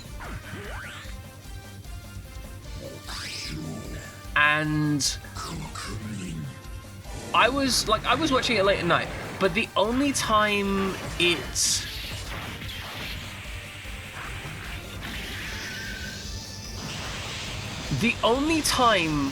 somebody else saw me watching Outlaw Star was the Hot Spring episode, at which point I was banned from watching Outlaw Star. The Hot Spring episode was basically as close to anime pornography as you could get on daytime TV. There were actual nude anime characters in it, briefly.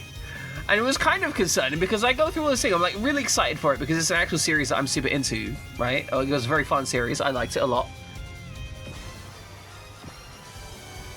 And then they just kind of go, I just drop this episode. And it's like, bro, I can't, my foster carer will not let me watch this now.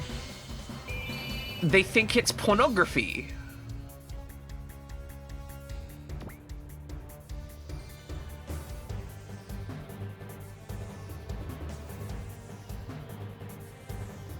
That's how you watch Outlaw Star and fell in love with it?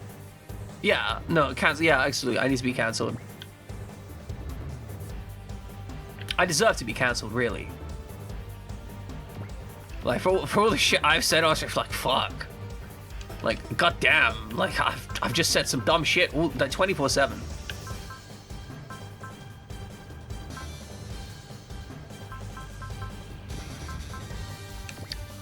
Flash and Valor, no Pierce, because you don't have it, because you suck. Go straight to hell, exactly. I'm actually gonna make this attack from like one step away. Bro, come on, stop sucking. Stop sucking. That's what I need from you.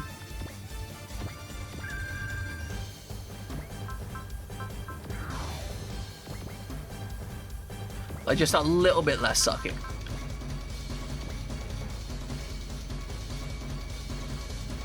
The big old X. Valence Jack. What is Valence Jack?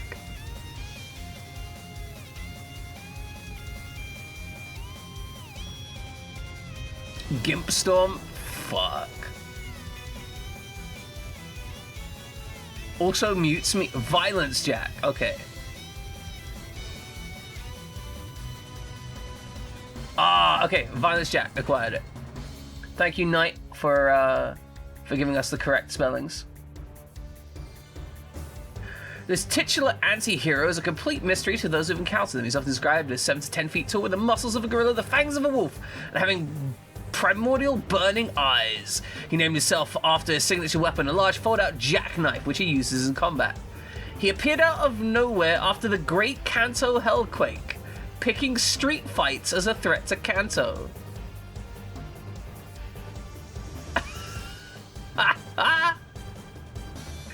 This sounds like the dumbest shit.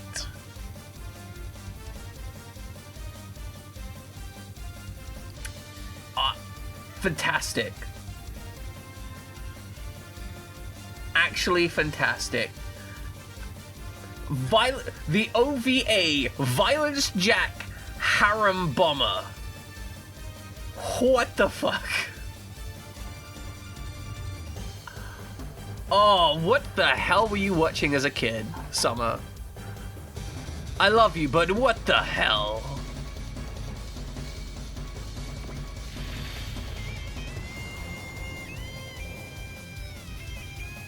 Super rapey. Yeah, it sounds it.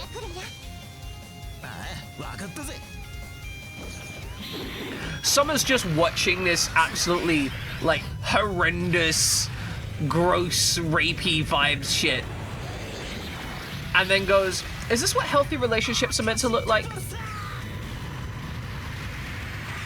I mean, my parents bought it for me. They wouldn't buy it if it wasn't a healthy relationship example, right?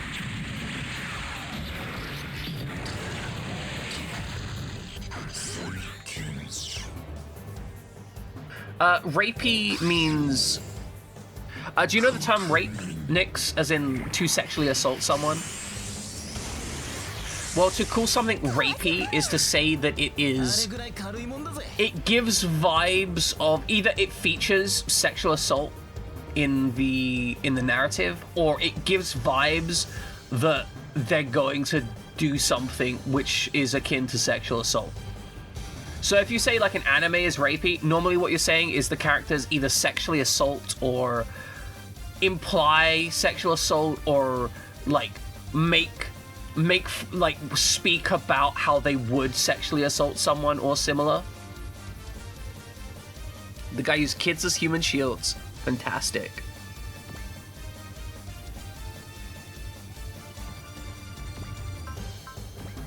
Yes, it means it's very bad.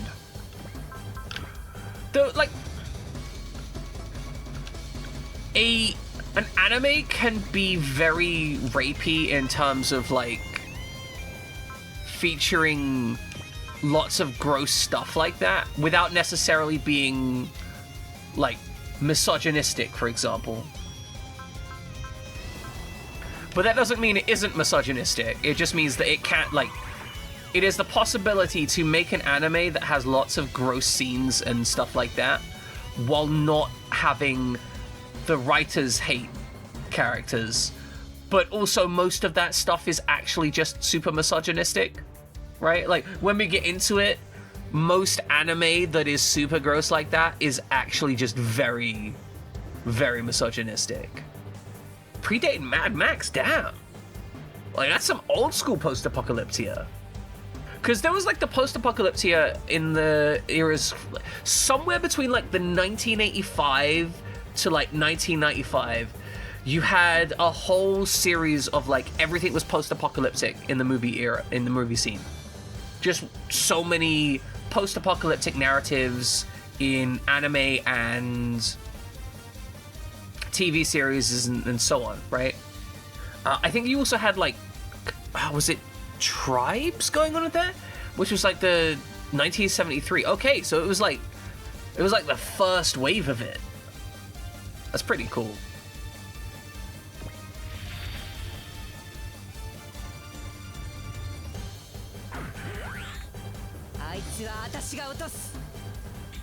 I don't think you're gonna drop that one yourself. This machine gun's decent. You're gonna do work with it, right? But it's not gonna be great work. It's just some work. Okay, never mind. That's actually pretty decent work considering the Z territory.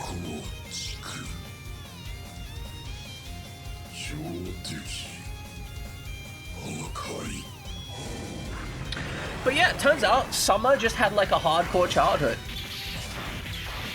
It's kind of fantastic. Like, though it makes sense, right? See, here's the major thing, right? A lot of the stuff that we got in the West, in that kind of early era, was a lot of stuff that got like either ran out the licensing on stuff, or like it was old enough that the licensing was really cheap, and they basically packaged it up and shipped it over in like the new wave of people caring about anime. 0 censorship parents. That is amazing. My parents, when I had them, didn't believe in, like, they didn't believe in 0 censorship. They just didn't believe in raising a child. So they just kind of went, it's not for us.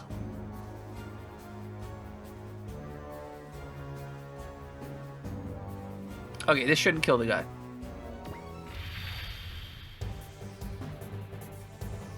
So censorship wasn't a concern. I just raised myself.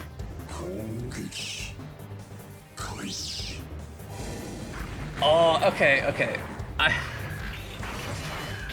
That's, you know, honestly, really, genuinely, not being allowed social media was probably healthier. Like, of the two options, like 0 censorship but no social media versus, like, social media but censorship, I feel like no social media is probably more important for a child's mental health, right?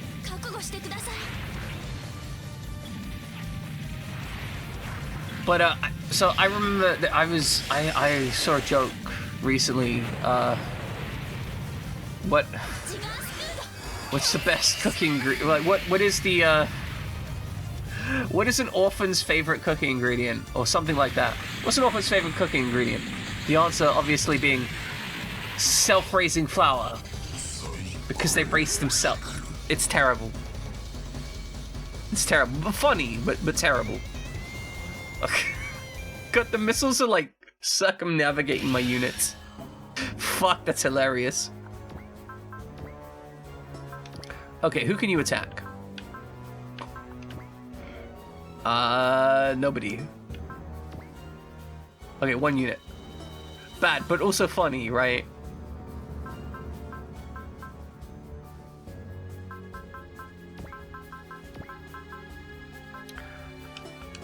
Okay, snipe. Yeah, mark thing. You don't understand the joke, but you support.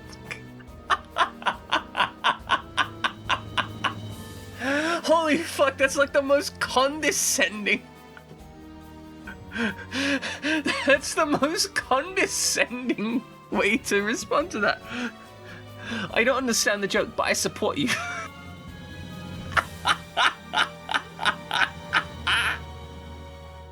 Fuck. Could you imagine going up to a comedian who's just like dropped their absolute like hardest joke, and you just roll up and you go, I don't understand the joke, but I support you, because they're just clearly a damaged individual. Fucking hell. That's fantastic. I love the way that's stated. Okay, here's the plan. We're gonna save a state. I think we have enough tools to solve the problems that we've got here.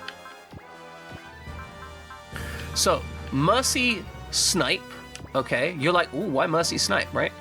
Well, why not also Bullseye? And you're thinking, yeah, it's a good choice, right? Good thoughts. Chaff Grenade decent, we don't worry about that. Now we could hit that guy. But we now have the Hypergravity Impact Cannon. Okay, so here's the thought process. We are going...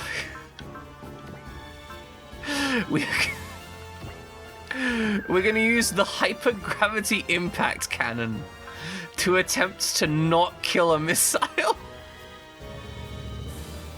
This is a terrible decision.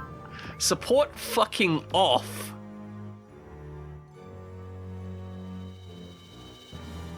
This is an extremely technical shot. We want to just graze it, right? Just slightly graze it. And the Hypergravity Impact Cannon is quite big.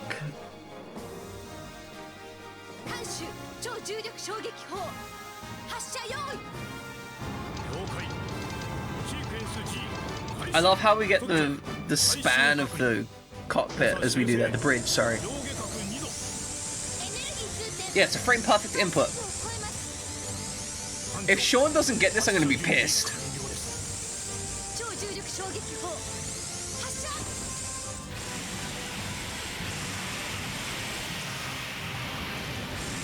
We're literally just shooting a little black hole.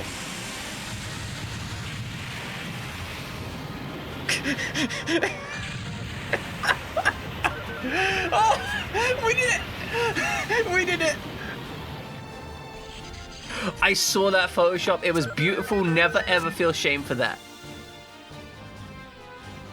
I can't believe that shit works.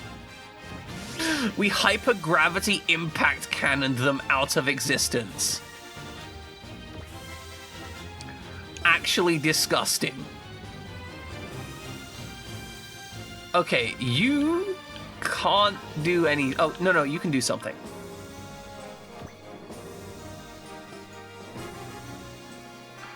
You do have Vulcan cannons. I would have to move there for Vulcan cannons, though. Okay, who here has Vulcan cannons? Alright, you do. We know that you're not going to kill something. What are you scared of? So this is what happened the other day. What message are you scared of? The last message I saw is, why do I always say horrible things without notice? Followed by, this is what happened the last day. I'm scared of that Twitch deletes my message again. Are there any messages to delete?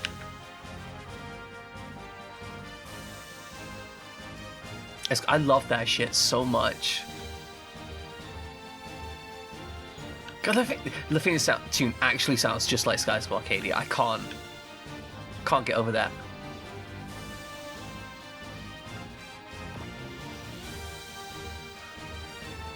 Okay. Excellent. Good to know. Good to know. Okay, so you're going to go here, and you're going to use your Vulcan cannons to shoot this one up.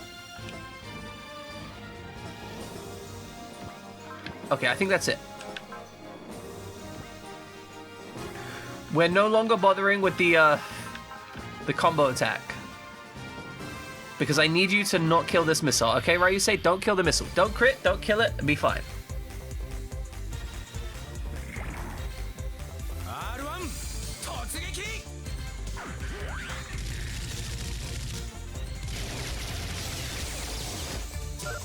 Okay, beautiful. Beautiful. That is exactly the outcome we wanted. Don't get destroyed by the missile. Thank you, Nix. I appreciate it. Right didn't see shit. He's busy, like, handling shit, man. I can't believe we used a hypergravity impact cannon to kill one of the missiles. That's so dumb. I love it, but also very dumb. Oh, that's... Is that too much damage?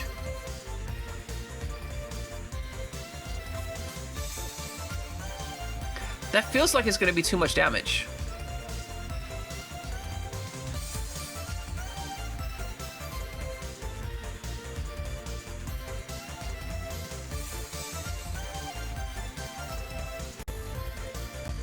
Alright, we're going to try it. You safe state, we're going to try it. So, Fried Jammin', I will say, based on my experiences in this game, a pilot with Mercy is so fucking useful. So... Fuck! I did like 10 too much damage. She's too powerful.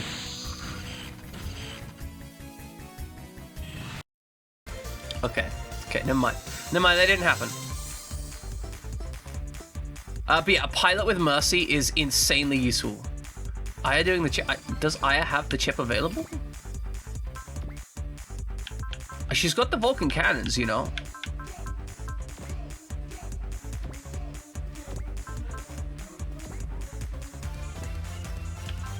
Do not rush Saber that thing, please. I'm begging you. Okay, no crit. But yeah. Train up a pilot with Mercy, basically.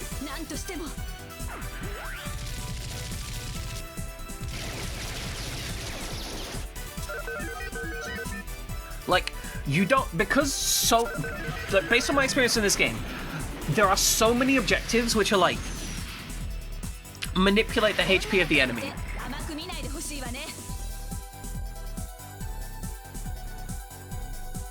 That it's incredibly valuable to have that option available, right? Oh. We can hit this guy.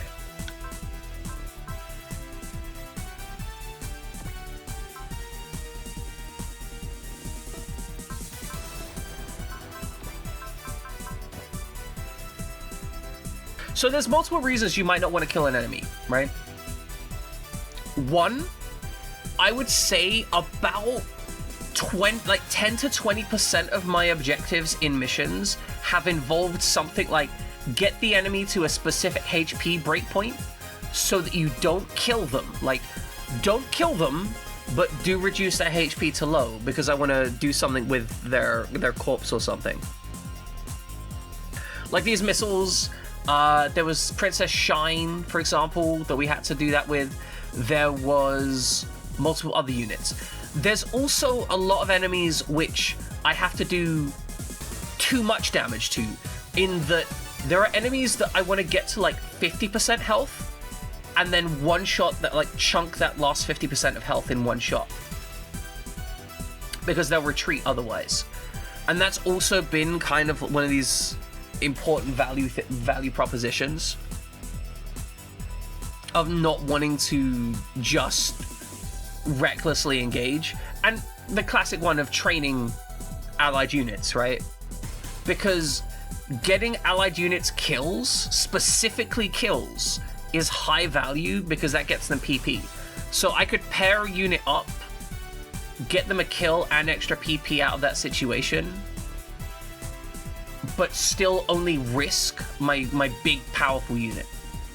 Like, there's a lot of options to manipulate that and really take advantage and get efficient from it.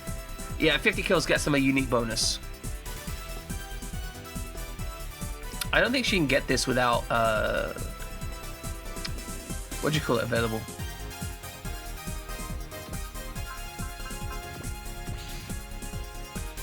So can I just use maybe...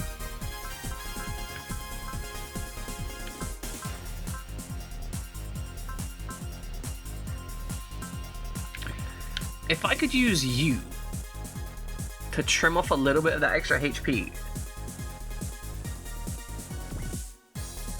It's 8% hit rate. Yeah, that's not good. Oh, and I don't have that available.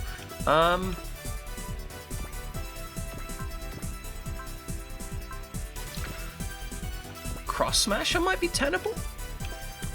Do you have the tools to make this a hit? You don't. You guys could probably do this for me, right? Yeah, okay. So... yeah, you got Bullseye available, so you can trim this health down.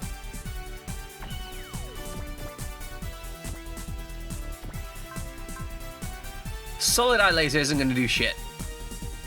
Which means I'm going to want to hit you with the Boost Knuckle.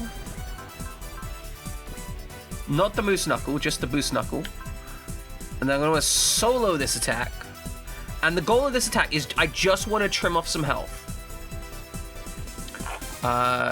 Open that up for Kashuya. Make sure we've got that available. Do not support. Okay.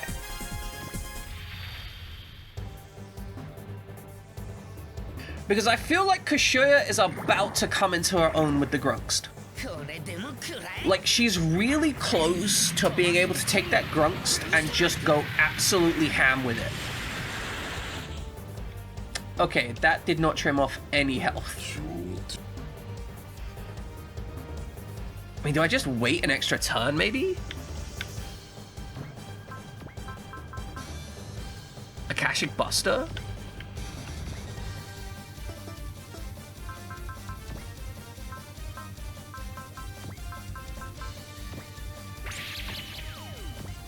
Alright, let's hit him with the Akashic Buster then.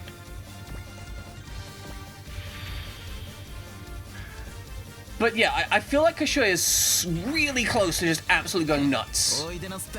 Like, genuinely just getting unhinged, because she's at the point where she could take 3 turns in a row if she really wants to. And, you know, she's got tools to really spank some people and just tank some major damage.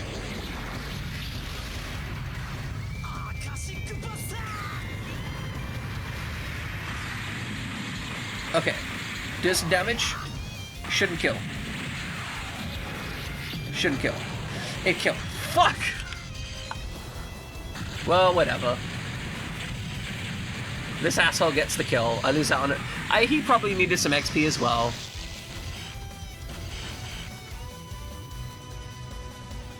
Guess, Spence.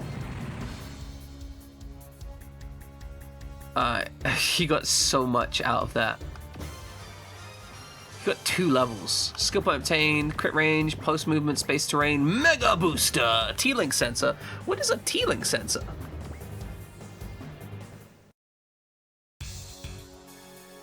An enemy pilot reacted to the Spence-related unit, you say? Yes, and not just the enemy pilot, the one that moves exactly the same way as Colonel Kawai. I figure probably for a TK unit. Maybe it makes them better against TK units. An enemy has their own Spence data, don't they? Yes, sir. It's strange that they would react so strongly to one, considering that. But what does it all mean? My hypothesis is the enemy mech doesn't have Colonel Y's motion data input in its systems. Instead, it has the Colonel himself. You mean Colonel Kawai is alive on the unirrigated side? His death was never confirmed. I believe his possibility is too strong to discount.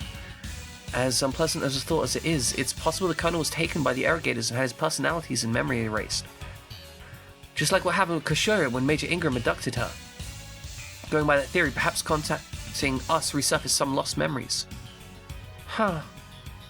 You know, Ryusei and Masaki were mentioning the other enemy pilots seem familiar to them too. You don't suppose it might be another case like Colonel Kawai, do you?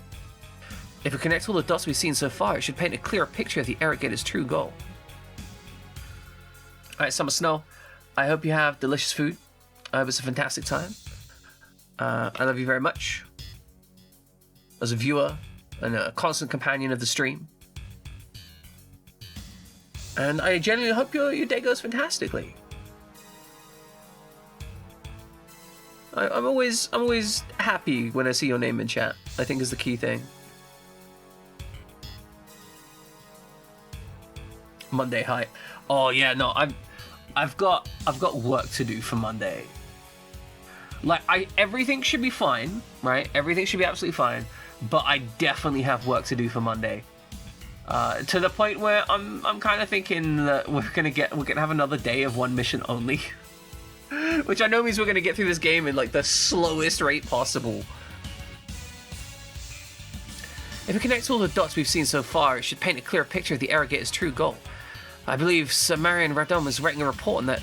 Oh, sorry. I believe Dr. Marion Radom is writing a report on that topic as we speak. Alright, there's not much time before the start of Operation SRW. We're returning to Izu on the double.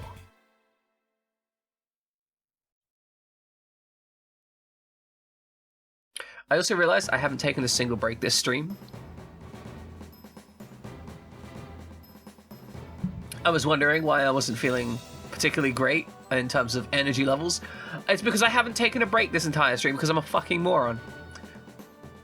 Big brain shit. Yeah, 4 hours, no break. Big brain shit. 2 hours from now, 1200 hours. There'll be a briefing on the operation to take White Star. Yeah, that's the problem. I got excited about the game. I got excited and then I just didn't stop playing. I was feeling really good and I was having a great time. And I need to take breaks because my throat is completely thrashed at this point. It literally feels like it's burning and I'm like, okay, I would be an idiot to try and do another mission today. I want all personnel to report the base's third operation room, and don't be late. Roger that. Finally, the countdown to the final operation has arrived. Yeah, and the enemy seems to be coming at us in full force now, unlike before. It sounds like we're up the street. Up the streak? Wait a minute, is that supposed to be up the street? No, up the creek. It's up the creek without a paddle. You guys should buy a book on idioms or something. Jeez. Wow, somebody's snappy. I guess that makes Massey the student council president. How long are you going to drag this out? Let it go, excellent. The point is, fate is riding on us right now. It's our job to make sure that all our fighting so far hasn't been in vain. Got that right.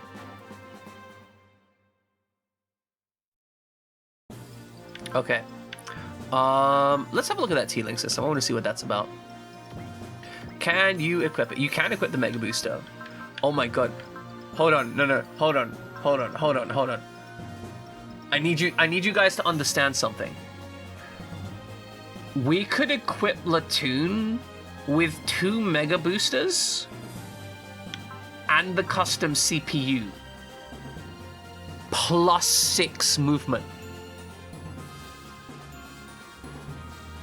She would have 12 movement and I think 14 in her jet mode. That's just like the map. One map, please.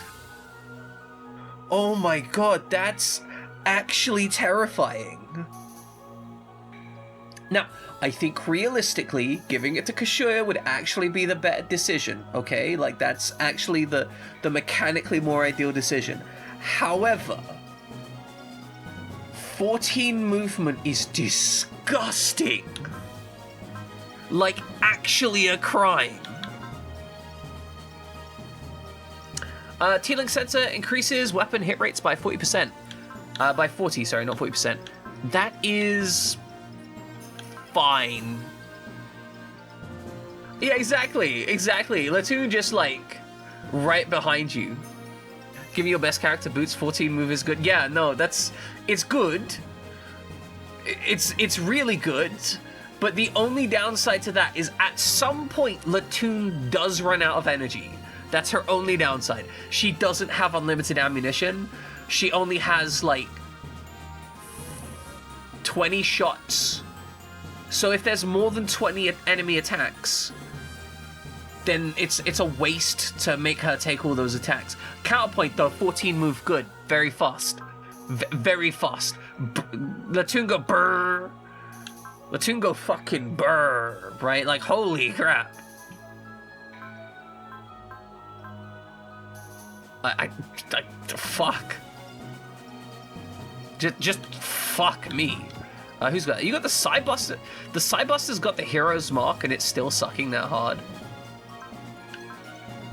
We can upgrade the SRX! Guys, the SRX is in our upgrade pool. We can give the SRX a Mega Booster. Oh, that's actually not even the worst decision.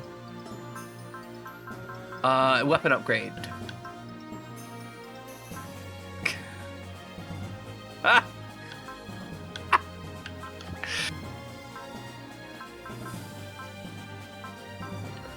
Okay, we have enough TK to actually use the big sword. We also know that our boy's gonna get so much energy. So much, and it's S rank. This is... Okay, but like... This is a bad decision. Okay, bad decision, but good decision. Bad decision, but good decision.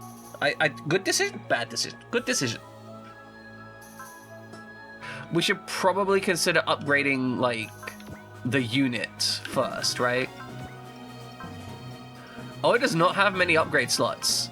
This thing kind of sucks, actually. Like actual for realsies, this thing is less durable than the constituent parts. What the fuck? How is this thing less durable than the R2? That's awful. Why would I combine? What? For what reason? Oh no, this is...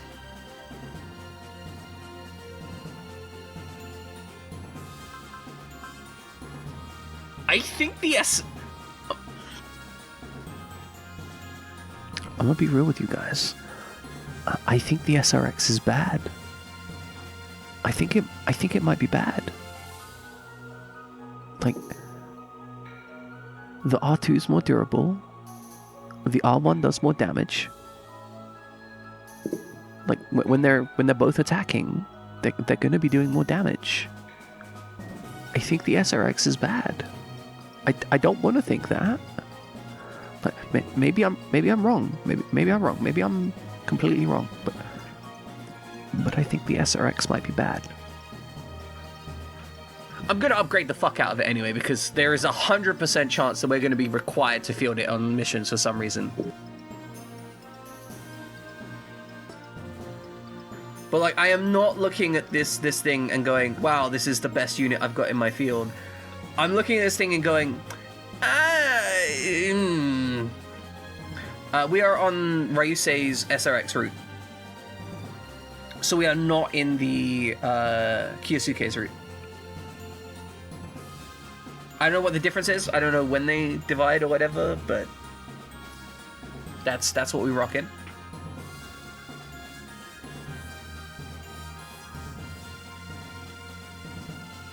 But yeah, I kind of don't think this thing is actually particularly fantastic.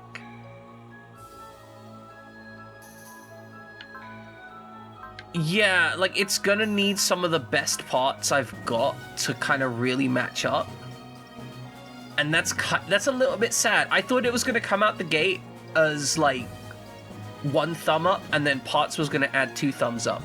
But I'm gonna be real, with what I see here, I'm looking at, like, no thumbs up. Like, no thumbs down. I'm gonna be fair. No thumbs down. But like, also no thumbs up. This is a firm neutral. I'm feeling very neutral about this. I think if we absolutely stack it with upgrades, then we'll get 1 thumbs up. But I was really expecting a stacked with upgrades 2 thumbs up situation, whereas I think this is a stacked with upgrades 1 thumb up situation. That is fair and reasonable. It is possible that it will get better upgrades. It is meant to be a barely working prototype. But, I mean, to be fair, No! He's defiling my Grunkst!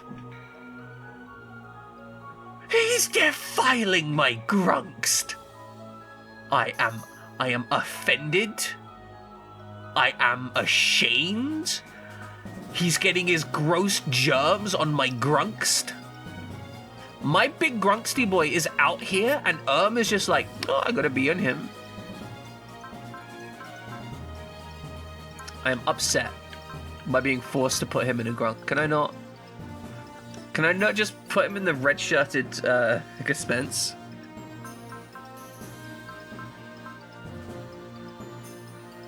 He's very dead, but that's fine. Look, we just need him to not get involved, right?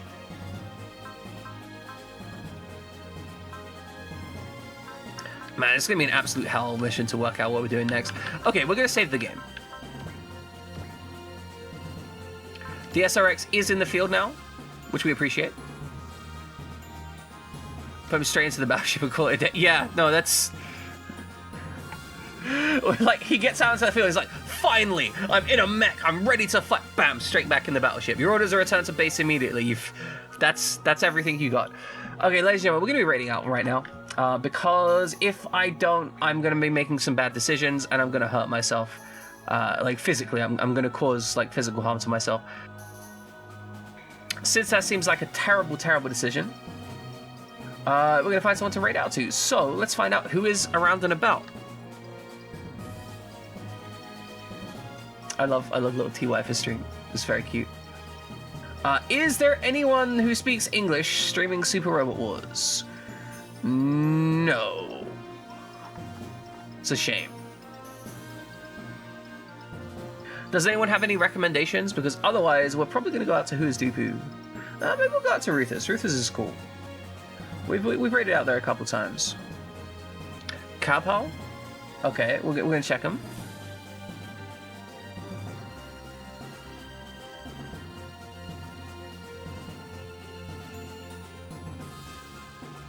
They're just chatting.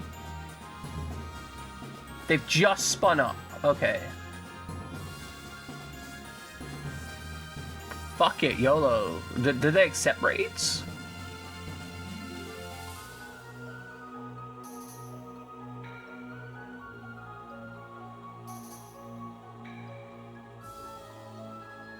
Gone Genocider plays like the band Presto theme. Oh, Gone Genocider plays the band Presto theme. That alone makes it S plus. It's fair. What is going on with this fucking shit?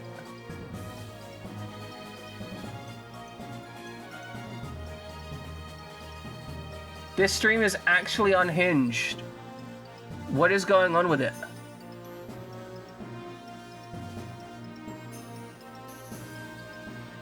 Fuck it, YOLO, right?